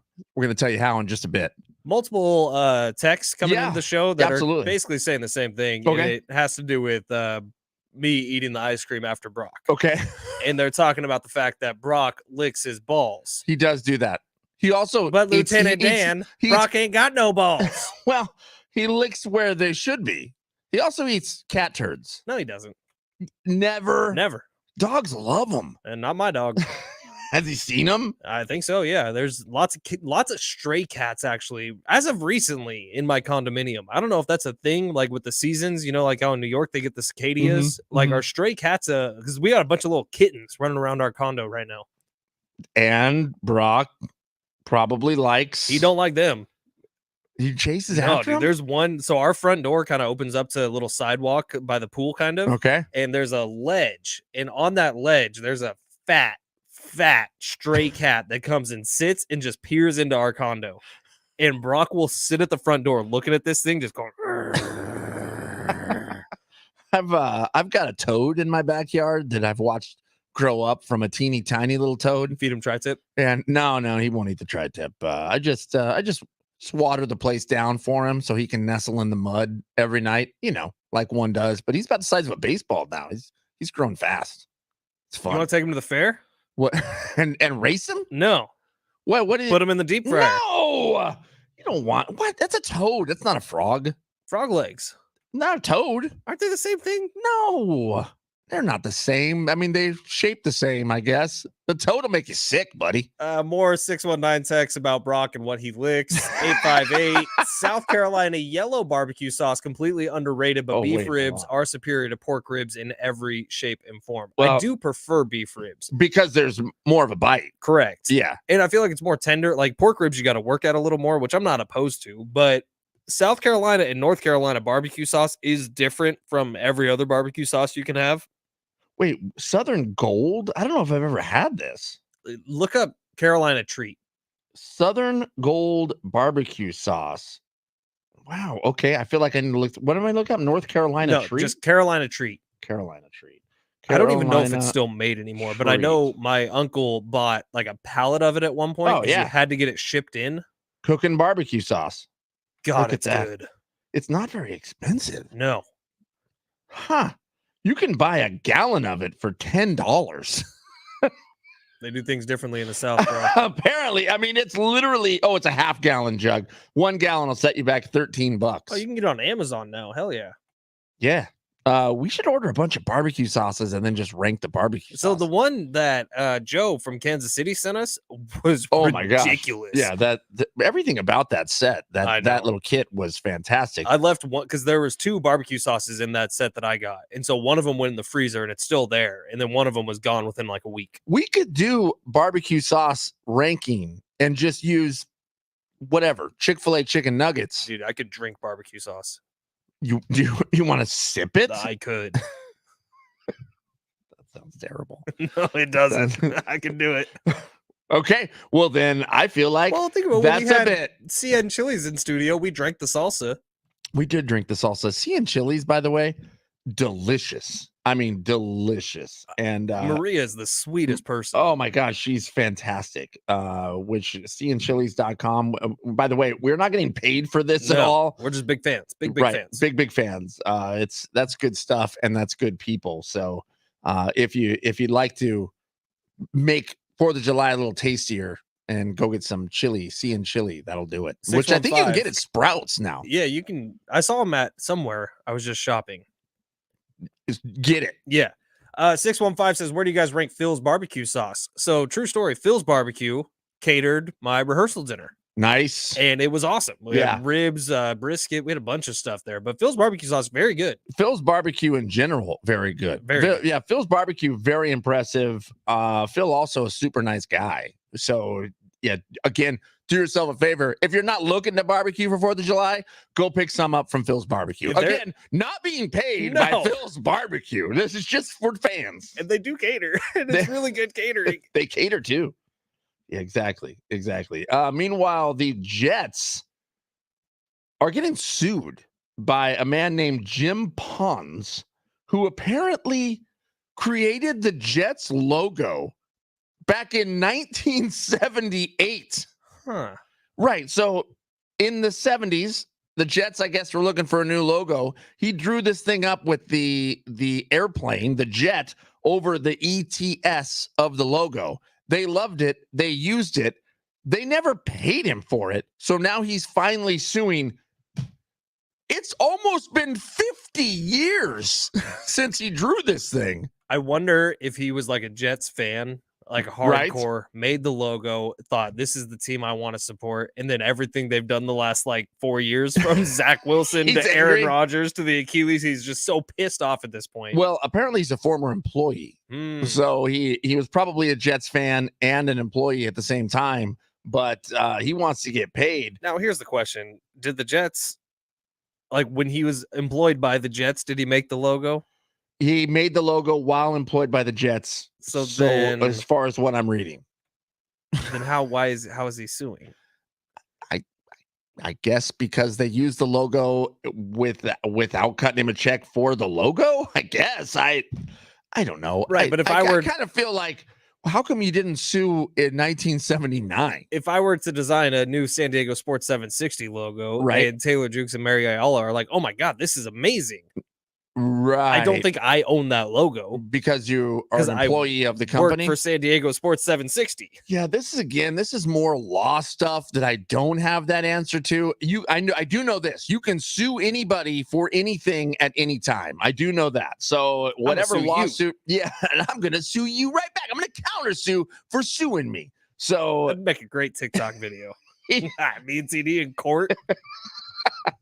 I'd want it to be Judge Judy. Actually, is Judge Wapner still around? He's like the OG of judge show or court shows. My doctor's office, where I've been getting all my like ankle stuff done, Judge Judy is on 24/7 in the waiting room. Sweet. And I don't even know how. I don't know if she has her own channel that's just Judge Judy on a loop. That's awesome. But I've watched more Judge Judy in the last 6 months of my life than I ever have before. I used to work over at KFMB across there's the road here, down the road here. And Judge Judy was on CBS, and they had Judge Judy posters in the hallway. And I did everything I could to steal one of those, and no one would let me. They would get caught every time. It was a bummer. I really wanted a Judge Judy poster for no reason other than to have a Judge Judy poster. So maybe you and me are just tired, but I feel like this is all going off in wacky directions. So I'm just going to keep going in that way. Well, also, there's not a whole lot happening. No. Yeah, we're waiting for the Padres to play. They didn't play yesterday. Out in the NBA, there was some massive deals signed. And NBA players are rich. Cool. I mean, rich. Like they all got 3 girlfriends also. Cool. Klay Thompson making $50 million a year. Wait, what are you talking about 3 girlfriends? Allegedly. Allegedly. You can't just throw that out there. Allegedly. Okay, well, $50 million a year for Klay Thompson. Jason Tatum signs the first $300 million deal in NBA history, the largest ever in NBA history. But what you got, man? I have another stealing poster story. What are you stealing? So, not me. The guy that played Jim Halpert on The Office, John Krasinski. Yeah. The last day of shooting for The Office was obviously emotional for everybody. Right. And they had the big cast party. Jim Halpert stole the Dunder Mifflin sign. Oh, he did. So John Krasinski took that sign and threw it in his car before anyone noticed. That's And cool. the showrunner, Greg Daniels, who wrote The Office and was kind of the main director throughout the whole time, went up to John Krasinski afterwards and say, "Hey, did you see the Dunder Mifflin sign? Like, that's the one thing I wanted to take home." And John Krasinski said, "Nope, didn't see it. It still has it." Sweet. That's awesome. That's awesome. Who took the drawing that Pam made of the building? I don't know. I hope somehow Steve Carell got it. Yeah, I feel that way too. Although, wait, at the end of the show, she took it, right? Correct. Right. So maybe she should have it. Maybe she should. Were you a Pam fan No. or a what was the other Karen, girlfriend? I feel a petty. Yeah. Karen or Pam? Karen. I'm Karen as well. Karen. Yeah, okay, so here's the thing though. Watching The Office, I was all about Pam until I rewatched it during COVID 62,000 times. And then I was no longer a fan of Pam. I was now a fan of Karen. It's tricky, right? Because you start doing all the rankings, and Kevin did this too, where he said, well, Karen has a better body, but Pam's probably a little smart. But listen, honestly, if you're talking adjacent. about better fits for Jim, it was probably Karen, because at the end of it, like, Jim and Pam butt heads quite a bit, but they did love each other, but it was the will they, won't they. I'm saying if this was real life, Jim sticks with Karen. But since it's The Office, Jim went to Pam, even though Pam for years was really terrible to him. Right.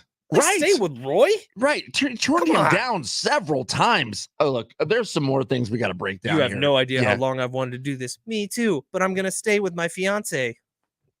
God, Pam sucks. I didn't realize I was going to strike such a nerve here with this. I mean, I don't know if I have that much hatred toward Pam. You say you watch The Office or rewatch it during COVID. I've been rewatching The Office since I was like 14 years old. Nice. Yeah, it was definitely COVID that I got the Peacock app. And watching The Office last night. Watching it. Last night, I literally watched the episode where Roy storms into the office and threatens Jim, and Dwight sprays him with pepper spray. That's a good one. That is a good one. Yeah, that is a fantastic one. Bippity give me the zappity. Was that episode? Same episode when Michael negotiates his contract. That makes me want to cry.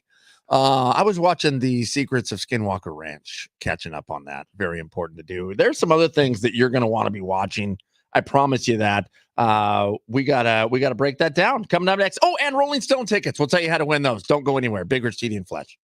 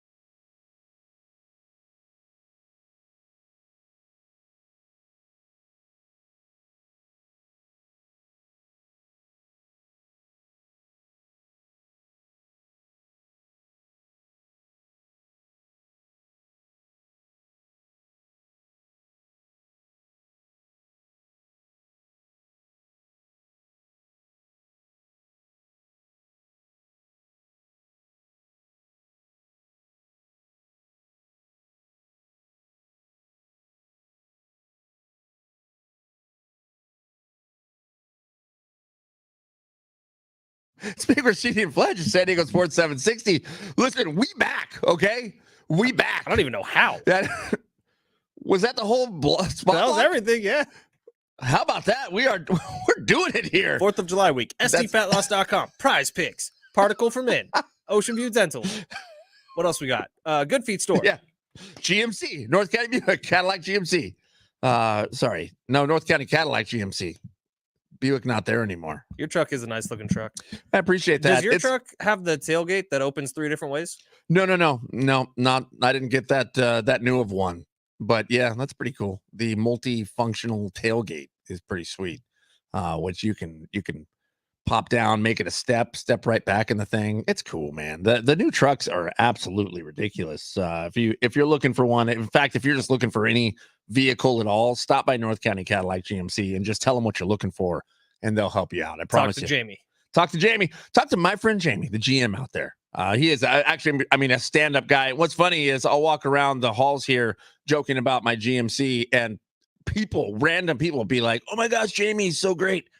He is a good guy. So, as we joke about things here, if you're looking for a new car, start your journey there. North County Cadillac GMC, at least give them a shot. Now, TD, do you have many friends in Central Northern California? I have friends. I have family in Central California and Northern California. So, big brother Alex lives in Fresno. Correct. My folks live in Merced. Right. I got friends in Sacramento. Got friends in the Bay Area. It kind of seems like everyone in California is melting. And I don't know about you. Like yesterday was perfect weather. Yeah, listen. So out here, when you get to the coast, beautiful. Inland, it's still pretty hot. Like, are you dealing with it up near you in Valley Center? Yeah. It was, I would say, low 90s yesterday. I think Valley yesterday was like 78 degrees and beautiful. There was a little breeze going through. Like I had an extra blanket on last night. Not even kidding, because it got a little chilly at night. And I'm getting these texts from people. Throw an extra blanket on. Yeah, I'm getting texts from people in the Central Valley, and they're melting. Yeah, it's pretty hot, man. It's pretty hot. Heat wave rolling through. In fact, I don't know. I haven't looked. Phoenix last year, remember they broke a record where they did 30 days plus in a row over 100, and they think that they will break that record again. I haven't seen if it was lost or not. I actually was irritated. Speaking of records, I opened up Wordle yesterday, and it said, "Start your 1-day streak," and I went, "Wait, what? What?" I did lose this weekend. I can't remember the word. I was so pissed. I apparently forgot to play one day. I've had 2 separate 90-plus streaks on Wordle. Oh, I've never gotten to 100. 107 is where it left off when that was my highest. Otherwise, I was only in the 90s. So heartbroken, to say the least. There's a lot going on in my head right now. Luckily, there's something to distract me on the television. Tomorrow, Axel F. Beverly Hills Cop Axel F. Are you comes stoked? out. I'm so in on this. Okay, because I was listening to 2 Pros and a Cup of Joe, and they're all out. But they don't want to mess up the original Beverly Hills Cop. Yes, but they already messed it up. Like Beverly Hills Cop 3 kind of sucked, didn't it? I don't know. I don't know if I saw 1 and 3. 2 were great. Yeah, I saw 2. Like phenomenal. I don't remember seeing 3. I don't know. I can't even tell you the plot points. I'm sure I've seen it. It's probably very similar to 1 and 2. Probably 1 and 2 are basically the same movie. But the first Beverly Hills Cop, like when you're talking Mount Rushmore comedies, that's got to be up there. Dude, the cop movies in the 80s were next level. Lethal Weapon, Die Hard, Beverly Hills Cop. The Kendall has never seen Beverly Hills Cop. What? Why? We're watching it tonight. Why has she never seen it? We were born in 96. Like, yeah, but it's probably weird that it's one of my favorite at movies. Some point. Yeah, well, that is kind of weird. Actually. And she's a girl. Like, my dad took great pride in showing me and my brother Beverly Hills Cop. Beverly Hills Cop, I think, is next level. Gonna put the banana in the tailpipe. That's ain't gonna fall for them. No banana in my The tailpipe. whole scene in the hotel where Eddie Murphy's pretending he's gay. Oh my gosh, Eddie Murphy. You gotta go get him 80s, before things start falling off the man. Eddie Murphy in the 80s was elite. I mean, nobody could touch Eddie Murphy. He's hilarious. Have you seen Raw recently? Like, have you watched it recently? So Raw was not my favorite of the stand-ups. Delirious still. I mean, you couldn't do it today. You couldn't do Raw today either. No, you couldn't. No, absolutely. So Raw, he was angry at women in Raw, which I was kind of out on. But I mean, there was some funny parts. But Delirious in Beverly Hills Cop, when he's walking down whatever the famous street in LA, when he's like first getting into town, and he turns around, Rodeo Drive. The guys are wearing the jumpsuits that he wore in Raw and Delirious, and he just starts laughing. Yes, dude. come on. How is you not in on Axel F? Two I'm pros and a in. cup of Joe are out? Yeah, Jonas was like, I don't need it to ruin the old stuff. And I get that. I mean, I get that, but like I the don't entire think it cast is will. returning for the most part. So did you? Yeah, but they are. Judge Reinhold is in. Yeah, well, and it looks fun. It's going to be a little nostalgia trip. I'm a trip pumped down for it. memory lane. I'll watch it as soon as I can tomorrow. Yeah, after our marathon of a day.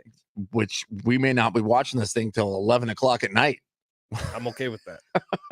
Did you see Coming to America 2? No, I didn't. It was good. That got released during COVID, right? Yeah. It was like Amazon Prime. Yeah, I mean, it wasn't Coming to America, but it was everything. I'll be honest, I don't know that I've ever seen Coming to America. Are you kidding me? How have you never seen Coming to America? I don't know if I ever did. You have to watch that. I'm sure my dad showed it to us at one point, but I don't know that I've ever. You should probably go watch. You know what? Why don't you take off all around the board? Watch Coming to America. You got this afternoons and noon to 3. You got all of them. That seems like a lot. Now that you say that, you could probably squeeze in Coming to America between this show and 12 o'clock. You'll be all right. You'll be fine. Man, oh man. Padres out in Texas. Are we expecting anything other than a huge victory today? Well, what would surprise you? Like, complete honesty. Nothing. What would surprise you this weekend? Would a sweep surprise you either way? A sweep might surprise me, actually. A sweep of the Padres or a sweep of the Rangers? A sweep of the Rangers, I think, would be the most surprising. So the Padres get 3 wins in a row. That would be the biggest shocker to me still, I think. Even though my barometer is leaning towards the Padres being good. My barometer is leaning towards the Padres continue to win. But if they went on just a complete skid, you'd go, oh, that's what they're at. J-Riff brought this up yesterday, and I thought it was funny because he was kind of making my point for me without knowing he was. Mm-hmm. But and I'm really not pessimistic on the Padres. Like, I think this is a better team than last year, not on paper, but in reality, in terms of culture. I agree. This is a better baseball team than the Padres were last year. But the month of June is such a perfect representation of what they were, because the Padres had 2 separate 5-game losing streaks in the month of June, and they also at one point won 9 of 11 games. Like, they did? Yeah. It's hard to even think about. Like, when we were talking about like the difference between $1 million and $1 billion, like, it's hard to quantify the month of June for the Padres. 2 separate 5-game losing streaks, and they won 9 out of 11 at one point. That's right. God, man. Like, that is what this Padres team is. Crazy. Though. It's either all go or all no. And so if we're going with that same philosophy, this Rangers series is the start of the all no. I hope that's not the case, but if I'm going with what I've seen so far this season, this might be a rough one for the Pods. Well, I mean, look, if the Padres, they've been hovering around 500 all season long, and that's just been the medium. That's been the middle ground, 500. If they could just tick it up a bit, and let's say now they started to go on the pendulum swing again, but now the medium turns into 4 games over 500. Now all of a sudden, this is a team where you go, no, they're legit. It's not a middle of the road team. This is a better team. In fact, if you watch the Padres play, you will go, this is a good team. This is a good baseball team. Now, they have bad days, and for some reason, they fall apart on days where they just shouldn't. Where the Red Sox, game 3 of the Red Sox in that series, they had men on base all day long, but then couldn't knock them around and score runs. So it's just, what Padre team are you going to get? So if they're going to start hovering around a particular number, sitting 4 or 5 games above 500 for the remainder of the season, and then you start to get hot right as you go into the postseason, because I do believe 4 or 5 over 500 puts you in the postseason this year in the National League. Yeah, in the National League is weird, right? Because we got 10 teams that are all doing the same thing, and they're all vying for 3 postseason spots via the wild card round. And all 10 of them are kind of hovering around 500. So if the Padres can hover right above that, right, good as gold, baby. But what's crazy is all those teams that are hovering around 500, or they're within a half a game or a couple games here in the wild card race, you're kind of waiting for one to fall apart, and you're waiting for a couple to get hot. Yeah. So the Padres need to be in that group. Right. Which right now, even though with a loss on Sunday, they're still hot, winning 9 of their last 11. The Padres are hot. Manny Machado's hot. The pitching has been good enough for the most part. So even when they're giving up runs late in the game, the offense has been hot enough to carry him over. Look, Kyle Higashioka had a great month of June. He had more homers than anyone on the Padres. Jackson Merrill had an awesome month of June. Jerkson Profar has been incredible all year. Jake Cronenworth has been good this year. Like, you look, this team has some serious talent who is seriously performing this year. It's just a matter of if they can keep doing it. Yeah. And if they can make this the norm. And I'm not saying you have to win 9 out of every 11, but can it not go into a massive valley at some point, right? You win 2, you lose 1, you win 3, you lose 2, you just keep it going on the positive trajectory. Well, look, if right now every 10 games you win 5 of them, you're going to stay 4 games over 500. It doesn't seem that tough, does it? It doesn't, except it is. So, and here's the thing. If some of those 10-game runs, you win 6 and you just keep taking it up a little bit. Because, look, we know how baseball works. We're not expecting every game to be a win. It's not an undefeated season here. But what we are looking for is a little more consistency. And if the consistency leans on the side of winning, whew, this is when this town comes alive, baby. We don't watch the Yankees every day. We don't watch the Dodgers every day. The Dodgers are the right example for this.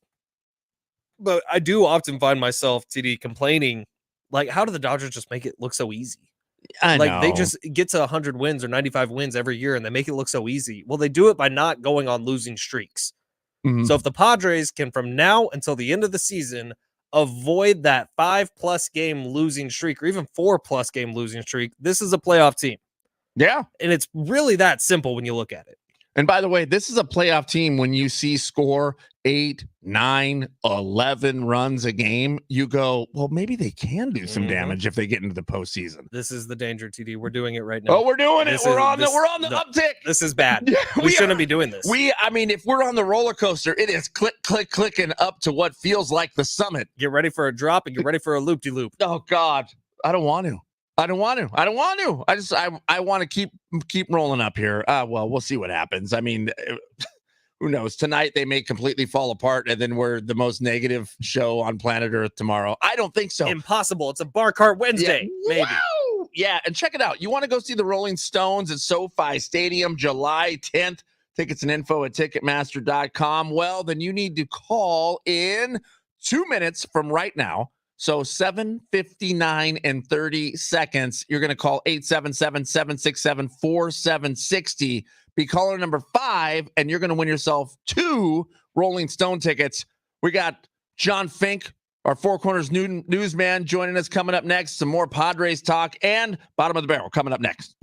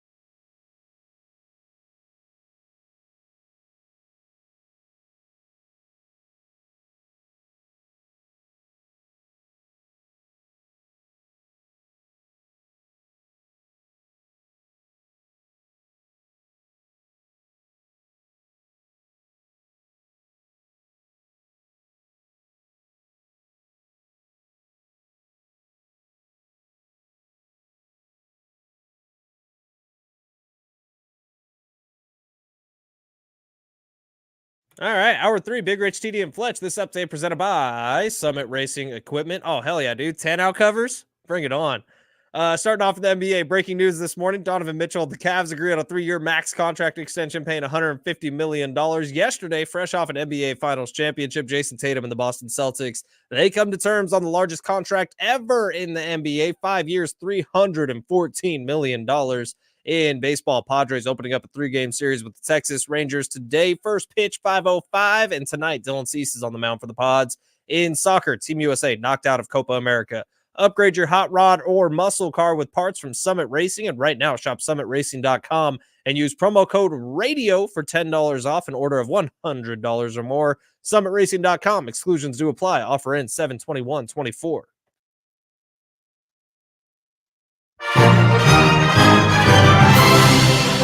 Big Rich, Cheney, and Fletch, home of the Tanau covers. San Diego Sports 760. Rich out on vacation. You'll be missing Rich for about another 53 minutes because he will be back with us tomorrow on a Bar Card Wednesday. Brought to you by Keg and Bottle. 10 locations all throughout San Diego County. Doing a little early one this week because of the 4th of July holiday. So we'll be off actually after that for a couple days. So it's fine. You can still tune in the afternoons over at 101.5 KGB and hear us. So we'll just be off here in the morning. We're going to take care of the afternoon show out there. So however you'd like to listen to us, you can on the free iHeartRadio app. And you can hit us up on the talkback mic. If you'd like to leave us a message, you want to send us a shout out, a voicemail, you want to do a Yelp review, tap that little red button. That is the talkback mic. You'll have 30 seconds to say whatever you like.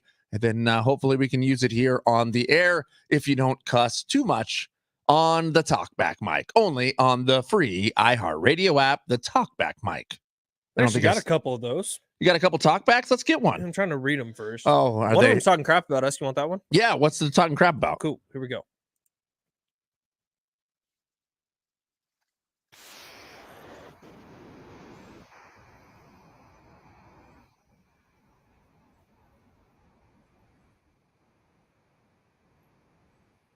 Yeah. Somehow we did get on a lobster fest. You it had happens. lobsters, talkbacker? Listen. Congratulations to us that we've raised the bar, that we were able to make it worse. That's pretty good. One more.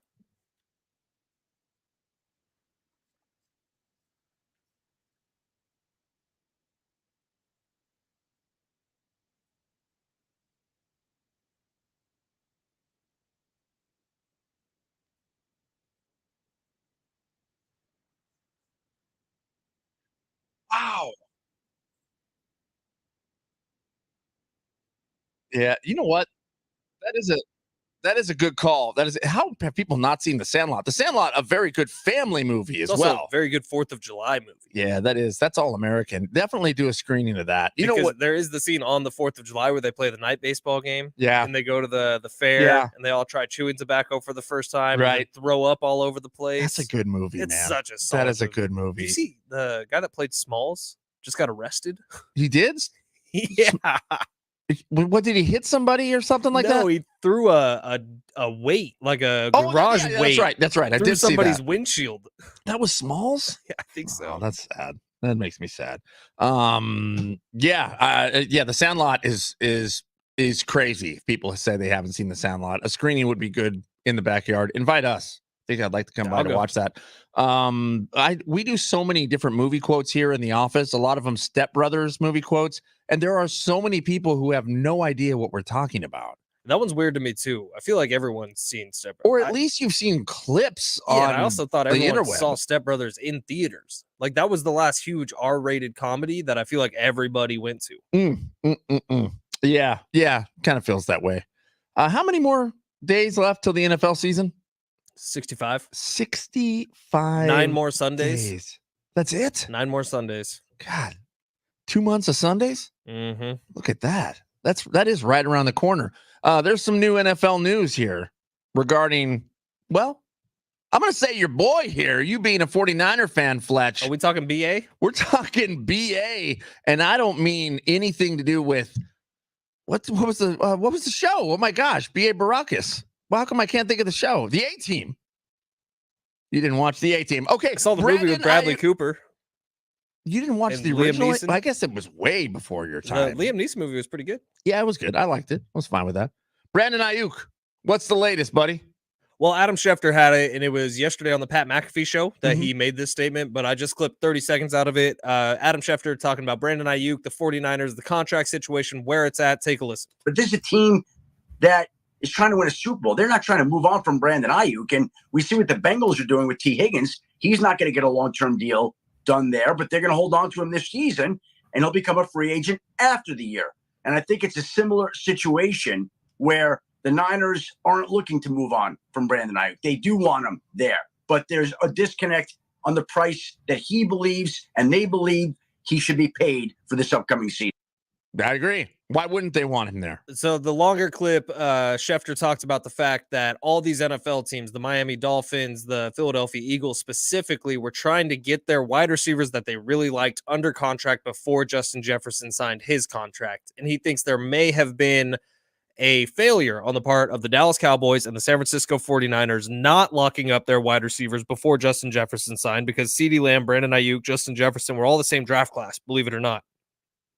So when you they're all in the exact same situation right now as each other, and I think the 49ers and the Cowboys thought Justin Jefferson was going to take a little bit longer, but the Minnesota Vikings went out and just offered him the moon and the stars before they could get their deals done with Ayuk and with CeeDee Lamb. So now you're in a situation where the Niners and the Cowboys both have to decide, are these guys going to play for us this year if we don't ink them to a new deal?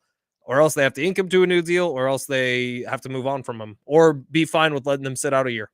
Well, and that's exactly where that's going to sit. So Brandon Ayuk, if it's down to a couple $1,000,000, I don't know why they wouldn't just say, okay, let's just sign it. Let's fall forward here and let's move on. But if it's not, if there's a gap that's that much wider, that's also hard for them to deal him off because he is worth so much money. So you have to now find a team who's willing to deal that much money. So they're kind of stuck. I mean, Ayuk has the power here. Ayuk has the power. CeeDee Lamb has the power. Both of these guys dealing with the teams. And I think both of them were wise in pushing off the contract signatures as long as they did to make sure Justin Jefferson got the money before they signed a deal. And the Niners and the Cowboys both failed not to get closer to both of these guys before Justin Jefferson signed the deal. So I guess the Niners and Ayuk were very close to signing a contract before Justin Jefferson signed that deal. And then as soon as he did, Ayuk was like, well, no, I need $5-6 million more per year because that's what Justin Jefferson signed for. If that's the market, that's what I want. And now it's there, whatever the disconnect is, maybe it's $2 million, maybe it's $6 million, and that's a big difference when you're talking about from the Niners point of view. So I don't know what the plan is here from Adam Schefter's sound right there. It kind of sounds like maybe the Niners are cool with waiting this thing out until right before the season begins and really putting the pressure on Ayuk to say, do you want to sit out an entire year? Well, I didn't mean to hit the mic there. I don't know. I don't know why I do know why they would want to do that, but God, what a waste that would be. Such a waste. And that's the part of football What a waste. Yeah, what a waste that would be because Schefter's right. I mean, the Niners want to win a Super Bowl. They want to win a Super Bowl. Brandon Ayuk's under contract. Right. And he signed this deal. Right. And this is the part of football I really hate. Right. Like, why do you need to force your way into a new deal now? You signed this contract. Yes, you've outperformed it. Doesn't mean you didn't sign it. The Niners don't really have to do anything. They could let Brandon Ayuk sit out a year. It's just, are they willing to do that? Well, I mean, the reason you want to sign a new deal is because you can. Because this is where you can command a lot of money. So let's say he plays in this upcoming season and it falls apart. His next deal is not worth what it is today. Yes. Sorry. Are we about to do that? Do you want to do that? I mean, if you'd like, we got Four Corners newsman John Fink on standby. Meanwhile, it's halftime. We had time to take a quick pause and change the subject. TD, what do you got for us? Woo! Yeah, fired up. Thanks, big voice guy, as we still work on that intro. Royalty free, baby. The Padres out in Arlington. They're going to take on the Rangers at 5:05. Dylan Cease going to take them out for the Pods. Padres on a bit of a heater. They've won 9 of their last 11. They currently sit in second place in the NL West and are 4 games over 500 in the NBA. The Boston Basketball Partners, LLC, the ownership behind the Boston Celtics, has put the team up for sale. No official word on how much the team is going to be, but they are listed to be worth right around $6 billion. I think it was 6.1. Yeah, that's a lot of dough. That works. It's not a little. If you do buy the Celtics, you will have to pay Jason Tatum $314 million because they just signed him to the largest contract in NBA history. Also, the first NBA player to sign a $300 million deal. And Klay Thompson not going to go join LeBron or Bronny Jr. or the Lakers as rumored. He's going to join the Dallas Mavericks on a 3-year, $50 million deal. In soccer, the United States men's national team has been eliminated from the Copa America after taking a 1-0 or 1-0, depending on how you like to put it, group stage defeat to Uruguay on their own home soil yesterday in Kansas City, Arrowhead Stadium, in their own dojo. And in the WNBA, the Storm sweet and sour the Wings 95-71, and the Sun, they schooled the Mercury 83-72. I don't think I get that one. Sunday school? Oh, I thought you said they schooled. Day schooled. Day schooled. Sunday Sun, school. day schooled. Day as in the day of the week. I'll be honest, I kind of wish you would have just done it off the top of your head like you did yesterday. You like Those that were better? Way better. Yeah, golly. Way better. It kind of hurts a little bit. Well, thanks, though. Maybe tomorrow I'll just do it off the cuff. I don't know. I don't know if there's games tomorrow. We'll I don't know find if out you tonight. noted it, but you singing the Copacabana song, you were perfectly on pitch. Copacabana? Yeah. It's Copa America. it's what I practiced in high school. I grew up singing Copacabana. It's a big deal. We do it every single Tuesday here. We have to scour the globe, finding all the stories you didn't know you need to know, and we do it with newsman John Fink. Now, newsman John Fink today out on assignment. John Fink, wait, you have a mic flag on the mic from your home studio. Why you got to judge, man? No, actually, it's not a mag flag. It's a generous contribution of a stack of Sports 760 stickers. We have stickers? We do. I have a whole big stack of them. Look at this. San Diego Sports 760 right there. This is perfect. That's the kind of ingenuity that we bring from Fink Studios here. So thank you for having me. Absolutely. Thanks for being here. Four Corners. What do you got for us today, John Fink? Now, yesterday you teased us and you said, this is going to be a robot edition? Yes, this is the Four Corners All Robot Edition. Good. We are going to start off in South Korea, where an administrative officer robot was found defunct after throwing itself down a flight of stairs. The administrative robot had jobs such as daily document delivery, city promotion, and delivered information to local residents. We've seen these kind of robots before in hotels and food service things. You know, it's kind of like a very stripped down R2-D2 looking kind of a guy. Okay. But the robot thought its job was so bad it was going to throw itself down a flight of stairs? Well, this is what witnesses are saying. Right before it wound up at the bottom of this flight of stairs, it was seen circling in one spot as if something was there or something was troubling it. I can relate. So then they found it at the bottom of the flight of stairs. It's yet to be determined if this robot is going to file a work comp claim. We shall see. Been to one of these restaurants with the robot? Yeah. No, I've never seen there's it. There's a sushi spot on Convoy Street. There's one in town? Yeah, that has the revolving sushi, you know? Like they put it on a little tray that revolves around the whole restaurant. You just grab what you want. And they charge you by the plate. And there is a robot that will come deliver your forks and napkins and like the soy sauce and ginger and wasabi. And it just comes, you just pick them up off its tray. How long does it take to get around from point A to point B? Pretty quick. And nobody cares? Everybody's cool with it? I mean, it's kind of cool. It makes little noises. Follow-up question, is there a flight of stairs there? Yeah, no, exactly. There's not. Wow, but there is a waiting list, and I'll be completely honest, the sushi ain't that great, so I think people are going for the robot. For the robot. Does the robot talk at all? No, it makes little sound effects when you like pick stuff up off its tray. It's like, yay! Now I feel like I want to go. Yeah. Sushi's not great. Yeah.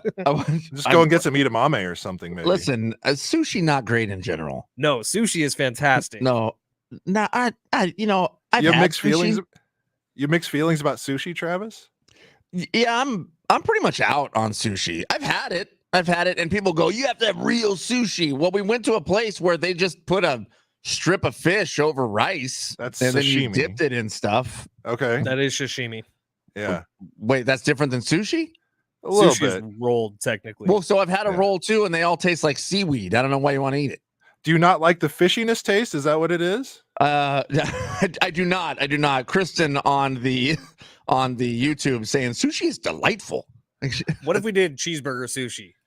Is it just a cheeseburger So and no, a it's like- roll? yeah, it's like white rice wrapped around like bacon and hamburger meat and mayonnaise and cheese. Yeah, and- I'm You could in even have on like that, a but little cheese whiz garnish across the top. Ah, I'm totally in on that. I don't know why we have to use white rice though. Why don't you just take a cheeseburger and eat it like a cheeseburger? did I just invent a new restaurant? I think you did. I think you These are did. now It's sushi called sliders. Good sushi. Sushi sliders. Sushi sliders. Sorry, John Fink. What else okay, we got? Elsewhere, we are going to Japan, where scientists have found a way to attach living skin to robot faces to create more realistic smiles and other facial expressions. The pictures, I don't know if they're realistic. It looks like a jar of like old flan with some doll googly eyes on it. It's highly unsettling to see, but I guess that's where they're headed. We're headed towards the T-800. Yeah, that's the original Terminator, no doubt. That's right. So I looked this up, John. You described that perfectly. I mean, it is. Thank you very much. Unsettling. Yeah, they are. The faces are very gelatinous. It looks like they're not done cooking yet. Right. It does, Yeah. and it's exacerbated by the fact that it's a terrifying, vapid Bozo the Clown smile. Oh my god, this thing is hideous. Right. Yeah. Right. Yeah. We got a minute to go before we Okay. get to the. No. I mean, no. I just meant before technology reaches. We got Oh. plenty of time here on Four Corners. I don't Oh, okay. No, I don't like it either. In fact, I mean, great moments with Mr. Lincoln. That robot is much more pleasing than the Yes. homegrown skin robot. Well, Yeah. apparently these are going to be very realistic to the touch, which who knows who wants to actually touch that. It is going to be real skin, though, that can repair itself if cut. Okay. So, I think I'd like to uh, touch it once. Everybody knows where this is going, right? This is sex dolls. This is and for that sex leads us to our next story in Beijing. China's next generation sex bots are powered by AI. They're ready to hit the shelves soon. dolls. They're powered by AI. Yes. What do they do? Well, apparently they listen and respond and react to you, which the only thing that comes to mind is the Futurama episode where they made the Lucy Liu robots. And they're like, "Oh, Fry, I love it when you notice two things." So Wow. they Oh, they wow. definitely Pe- They look people are weird. going to be very sad, John, when their sex robots also tell them what a letdown they are now, thanks to technology. That's all you got. yeah. yeah. I guess I'll go watch a TV show. Right. What's What's your brother up to? Yeah. I never thought I would say 45 seconds is too long. No, you were great. Oh, the future is bright, John Vick. It sure is.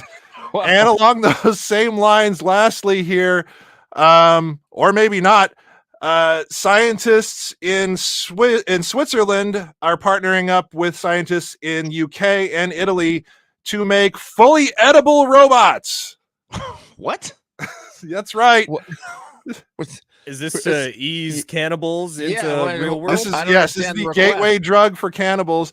No, actually, this is a team of scientists. They're trying to make edible robots because things can also, if they're edible, they can biodegrade easier. Oh. The most practical application I was able to find are rescue drones that are made out of gelatin and rice cakes, And when they find the people, then the people may be a little hungry and starving and have a bit of food by Man. eating the rescue drone. Well, I tell you what. I mean, if a rice cake fell in my lap, even if I was out lost hiking for 2 weeks, I don't know if I'd eat it. It's a rice cake, Right. Well, we know your feelings on sushi, so apparently no sushi drones for you, Travis, right? That's right. Flying fish? No thanks. I mean, we already have flying fish. Yeah, it's true. It's true. We have that technology. And with all of these stories, I'm so glad to report that we're doing all this research because we've obviously cured cancer and solved world hunger. So congratulations. We've Joe on the text line asking if a sex robot uses a sex toy, is it incest? That's a good question. I don't know the answer to that. I mean, I don't think so. Is it? I mean, even a vacuum cleaner comes with different attachments. So. Dear Lord. I don't think that as a human race we're mature enough to have robots. No, it's the end. Yeah, but like historically though, like, porn has advanced technology. The very first online credit card purchase was made for porn. VHS versus Betamax was decided for porn. HD DVD versus Blu-ray was decided because of porn. All of these things advanced technology. I thought Blu-ray was so we could watch The Dark Knight. Yeah, I mean, eventually, but there was a big, back and forth between HD DVD and Blu-ray for quite a while. The deciding factor was the adult film industry. Wow. Really? How about that? Yeah. So what's going on with the adult film industry and the goggles? I don't know, Fletch. Why don't you tell me? I don't have enough money to pay $3,500. Otherwise, I would tell you. Well, you're talking about the Apple ones. Yeah. You can get one for a couple $100. I mean, you can get those Google Cardboard things and just slide your phone into it. It works just the same. Those things are like $5-10. Exactly. We'll get you one. I would know. We'll get you. No. We own several pairs. I mean, who around here even in Fink Studios has a VR helmet? I couldn't imagine. Like what? I don't understand. Wow. This is PlayStation though. Oh, that's the PlayStation one. Very nice. John Fink, Four Corners, our Four Corners newsman, live on location with the dog. Here's Hannah Solo saying hello. Hannah Solo. Golly. I mean, it's all Star Wars all the time here. Friends. You're doing it right. Love what you do, man. Thanks for joining us while on assignment, buddy. Thank you. See you soon. There he goes, John Fink from the Four Corners News Desk. Unbelievable robot edition of Four Corners. Responses here. Kristen says a lot goes on in John Fink's room. Yeah. Jeremy says HD DVD was a vastly superior media. It's sad that it lost the war. Wow. I don't even what was the difference between HD DVD and Blu-ray? Well, so Blu-ray was Sony's. Right, because HD you could DVD watch Blu-rays on PlayStations. Well, that is correct. Now, so PlayStation, because PlayStation sent out their unit with a Blu-ray player, Blu-ray became very, very popular. Now, Xbox decided not to add HD DVD when they put out, I think it was the original Xbox, which or maybe it was the Xbox 360. I think PS3 was the first one to include Blu-ray. PlayStation 3, or maybe it was 2. I don't know, but the PlayStation 3 when it came out cost like $600 and people were pissed. But that was an added benefit because it was also the household's DVD player. Yeah, because a Blu-ray player would cost you $300 by itself. Right. Yeah, very interesting. But apparently porn had a lot to do with that. And Gina says porn, it's what unites our society. Yeah, yes. Thank you. We are up against the clock. Got to take a quick break here. When we get back, man, we thought love was love, but love hurts, especially in the NFL. We'll explain coming up next.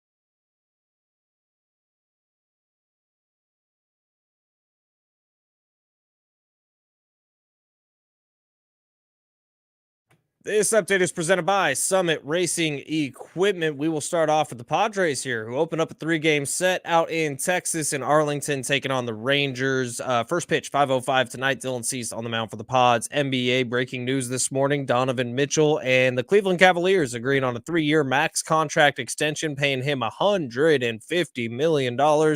Yesterday, fresh off the NBA Finals championship, Jason Tatum and the Boston Celtics come to terms on the largest contract ever in the NBA, 5 years, $314 million. And in soccer, Team USA knocked out of Copa America after losing 1-0 to Uruguay. Upgrade your hot rod or muscle car with parts from Summit Racing. And right now, shop summitracing.com. Use promo code RADIO for $10 off an order of $100 or more. Summitracing.com. Exclusions do apply. Offer ends 7/21/24.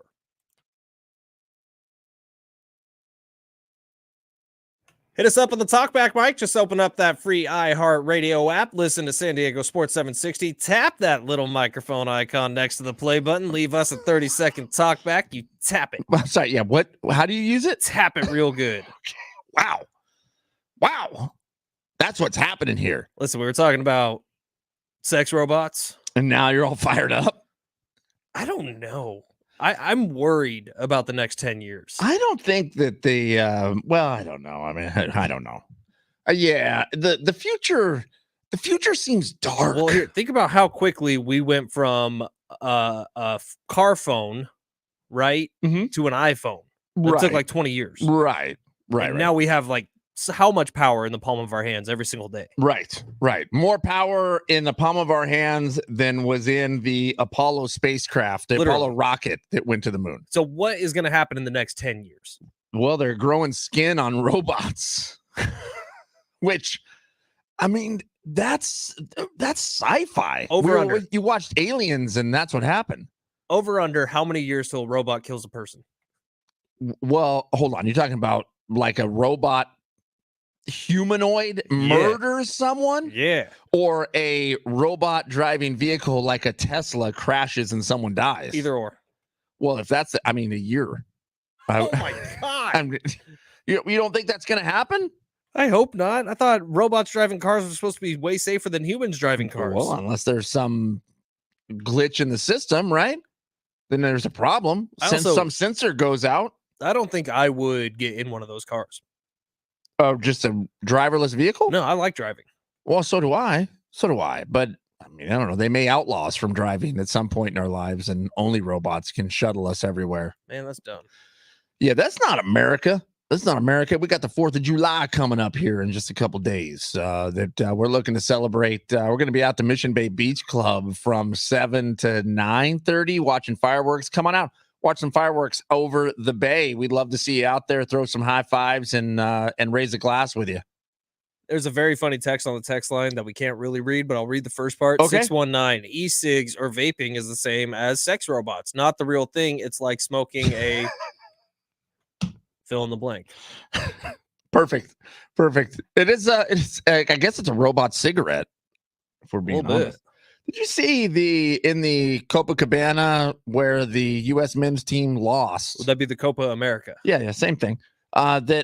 So there was questions with the refereeing that there were some bad calls made, and then after the game, the referee refused to shake Christian. Is it Pulisic? Pulisic refused to shake his hand after the game.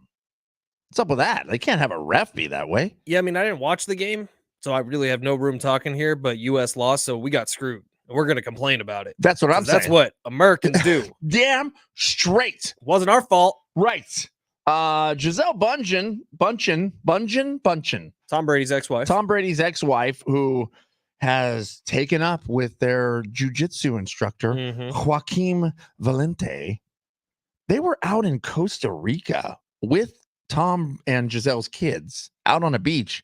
It's the same beach that her and Tom would go to on vacation. Does that seem weird?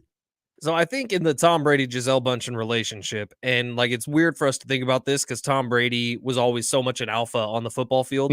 I do believe Gisele Bundchen wore the pants in that family. It kind of feels that way. And I do believe that Gisele Bündchen is the one who called all the shots on where they're going on vacation, when they're going on vacation. She's probably paying for the vacations. I think Costa Rica is probably her territory. Yeah, it does feel that way. It does feel that way. And it looks like she's purchasing or has purchased a home out in Costa Rica. Gisele's doing all right. I wish I was Gisele Bündchen. Yeah, Gisele's doing all right. The 30 mil that Tom Brady got for the roast is nothing compared to what Gisele has and probably still gets paid every year. By the way, Tom Brady's probably making alimony in this divorce. Exactly. Like she's paying him. She's probably paying him, which we have not seen or heard of that either way, right? They had to have a prenup, right? You would think like so. a crazy one. It's just split right down the middle. Tom Brady, by the way, did come out and say he was on I think it was on a podcast as he's getting ready to go become a professional sports broadcaster, came out and said he has one big regret in his NFL career. He didn't have as much fun at the end of his career. He was so serious about it. So if you think back to his last year with Tampa Bay before he retired, he's kind of a jerk.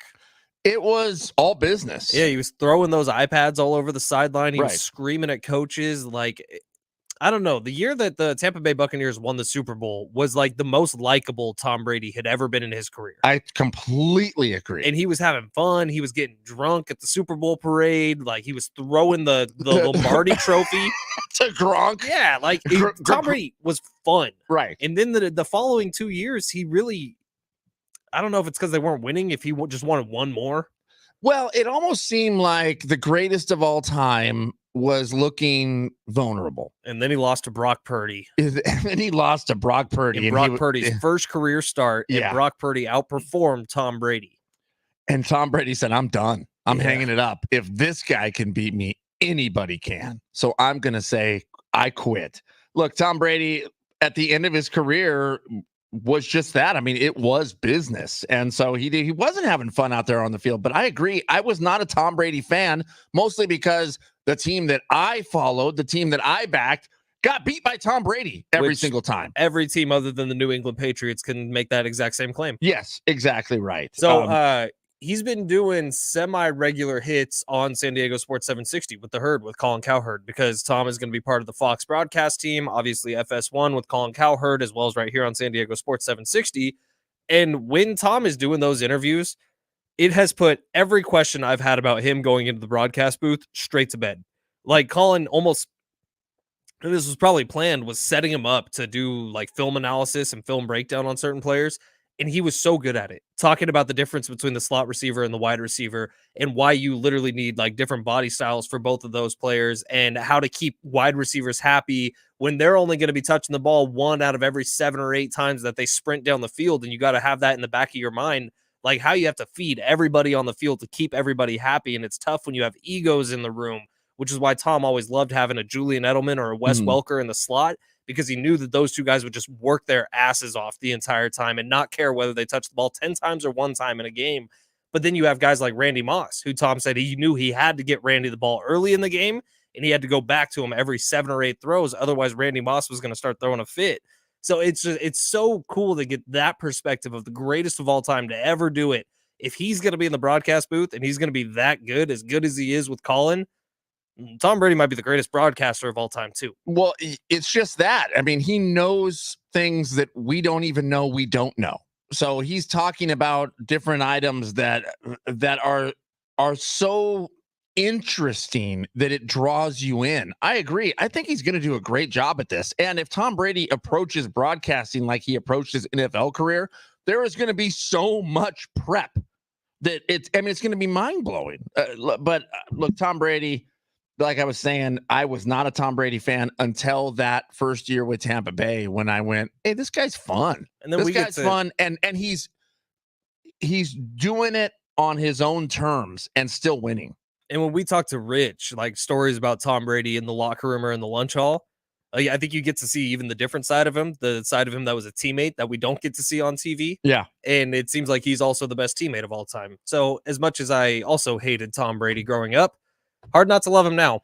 It really is. And then in the roast, he oozed cool. the entire time during the roast. Yep, unless you're Giselle Bundchen, and then you hated everything about that roast. Or who's the Jeff Ross, the guy that talked about Rob Kraft? Oh yeah, Don't do that. yeah, don't do that. Don't do that. Tom Brady getting a lot of criticism because he protected Robert Kraft, but he didn't protect Giselle Bundchen. 760. You guys think you can get Tom Brady on the show? If you're asking me and TD, the answer is no. Rich probably could. You think? Well, Now that he's in broadcasting, it's more likely. Put it that way. Okay, exactly. And all of a sudden, actually, as that gets brought up, I feel like challenge accepted. See if we can get Tom Brady on the show. Yeah, I mean, I am in on that in a big way. I look forward to making that challenge a reality. 913, you guys still got Stone tickets to give away tomorrow, right? Yes, we do. Tomorrow will be the last day we're giving away Rolling Stones tickets. Big Rich comes back tomorrow. It's going to be a hell of a show tomorrow. Make sure you're tuning in. But yeah, tomorrow's will be the last day this week. We have Rolling Stones tickets. That's cool. Rolling Stones going to be out at SoFi Stadium July 10th. Seats and deets, Ticketmaster.com. Still got to wrap things up here. The big man Rich will be back with us tomorrow as we have a jam-packed show going to go on and a jam-packed day. So once again, if you want to go watch some fireworks, head on down to Mission Bay tomorrow evening at the Mission Bay Beach Club. That's where we're going to be set up, but stop on by. I mean, it's going to be spectacular. We are almost filled up for VIP seating, but if you send me an email today, I will log your list. I will talk to our promotions team. If there's still room, I will get you on there. Okay. So Benjamin Fletcher at iHeartMedia.com.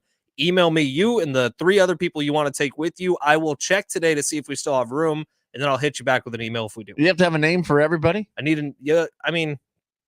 Or no. just one. So just you'll get a 4-pack. Just send us your name. You'll get a 4-pack of tickets. Yeah, we'll get you set up. That's cool. I wasn't sure if there was room left, so I wasn't sure what I could say about We might be able to squeeze 8 or 9 people in. Sweet. So there it is. Benjamin Fletcher at iHeartMedia.com if you want to come hang out with us in the VIP section over at the Mission Bay Beach Club to watch some fireworks, all thanks to Discover Mission Bay. Going to take a quick break here. When we come up, we wrap things up with Bottom of the Barrel, Big Rich, TD, and Fletch.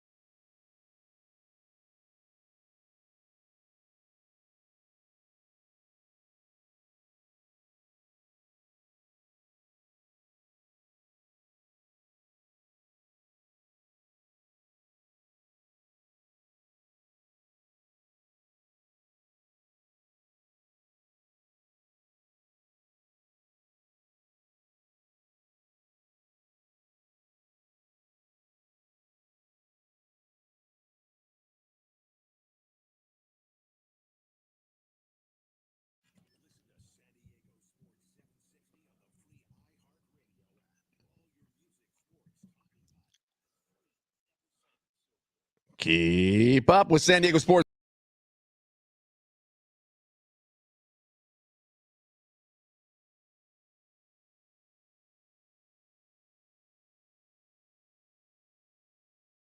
Your favorite shows like this one right here, Big Rich, TD and Fletch, San Diego Sports 760. We're more than great sports. Ow!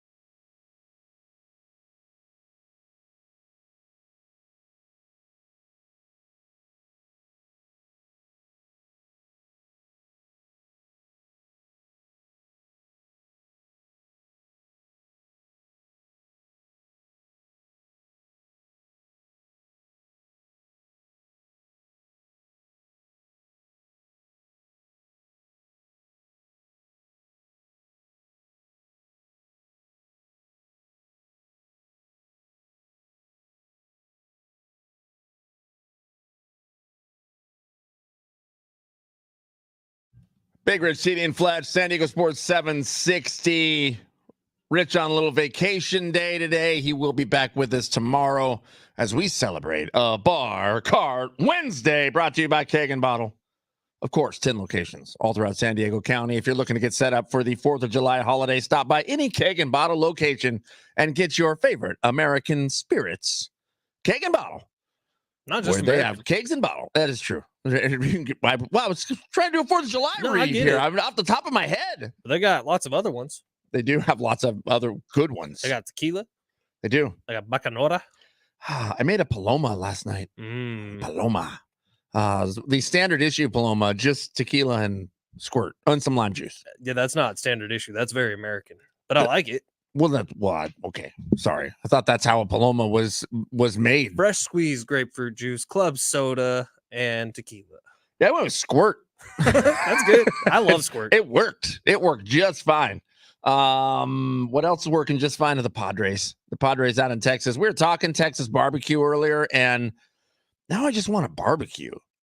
Some smoked meat. Yeah, I'm looking forward to Thursday. Barbecue is going to be going hot. Yeah, it's going to be hot, by the way, in general on Thursday. If you are inland, it's going to be pushing 100 degrees here. Let's no one blow off a finger this year. Yeah. You know, I saw a tweet go viral last week where somebody said, how many people in America don't realize that this is their last weekend with all 10 fingers? Yeah, that's a bummer. Let's just not do it. All That's right. a bummer. The Big Rich, TD, and Fletch audience out there, if we could have one goal for the next 4 days, everyone keep all appendages, fingers, toes, and otherwise on your body. Right. Are fireworks legal in San Diego County? No idea. I doubt it. Like I even doubt the it. little tiny ones that spin on the ground. I doubt it. I mean, San Diego County, they're not legal up by my area Like you can't do because everything will burn. A cul-de-sac immediately. party like when we were kids. I don't think so. I don't think you can do any of that here.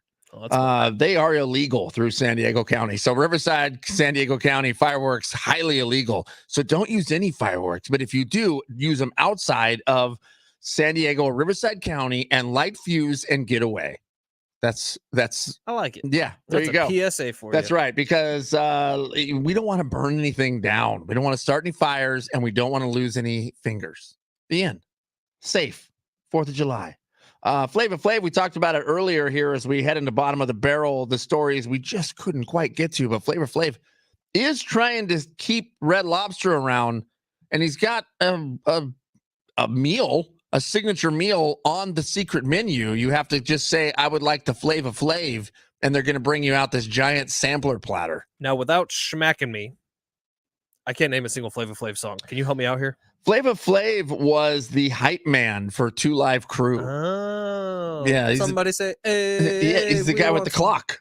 I got it. Yeah. He was what he calls, what he has dubbed himself, the greatest hype man of all time. Well, he's probably right. I do like 2 Live Crew. They got some good songs. They do. Not safe for work, by the way. 2 Live Crew. Also, this was a funny one. This was in the New York Post, but it was actually from MTV.com that put this out. Being a cougar is the new American dream. So it's not having a house or buying some land, getting some property. Being a hot mom. It's just being a hot mom and then being able to get young dudes. Now, TD, you correct me if I'm wrong here, but your TikTok is full of the cougars. Yeah. Not even wearing anything scant. It's all just them lip singing to songs. Well, that's one of them. Yeah, it's oddly a wholesome TikTok of just women singing for some reason. That's new. That hasn't started for probably 2 weeks. I had AI generated weird 50s style movies. So it'd be if Coming to America was made in the 1950s and it was set on Mars, which I was fascinated with. I liked a lot. Now, yes, people singing, and for some reason, moms just singing oddly. 615, that fool who complained on the talkback mic about you not talking enough sports probably gets his haircut at the place that used to spend money with this station. So I'm not going to say it, but yes. Yeah, it's fine. I mean, look, we're sports adjacent. That's what we were told to do. Exactly. And by the way, this is your premier destination for Padres information. Everybody knows that. Also, by the way, on July 2nd, you tell me a sports show across the country right now that is entertaining and 100% dedicated to sports. Did you see Shannon Sharp, by the way, who said he has not slept at a woman's house in over 30 years? Because when he first got signed by the Broncos, he was at a woman's house, and in the middle of the night, somebody opened the door and came in, and it was her either boyfriend or ex-boyfriend or husband. And then while in the middle of the argument goes, "Hey, wait, are you Shannon Sharp? Can I get an autograph?"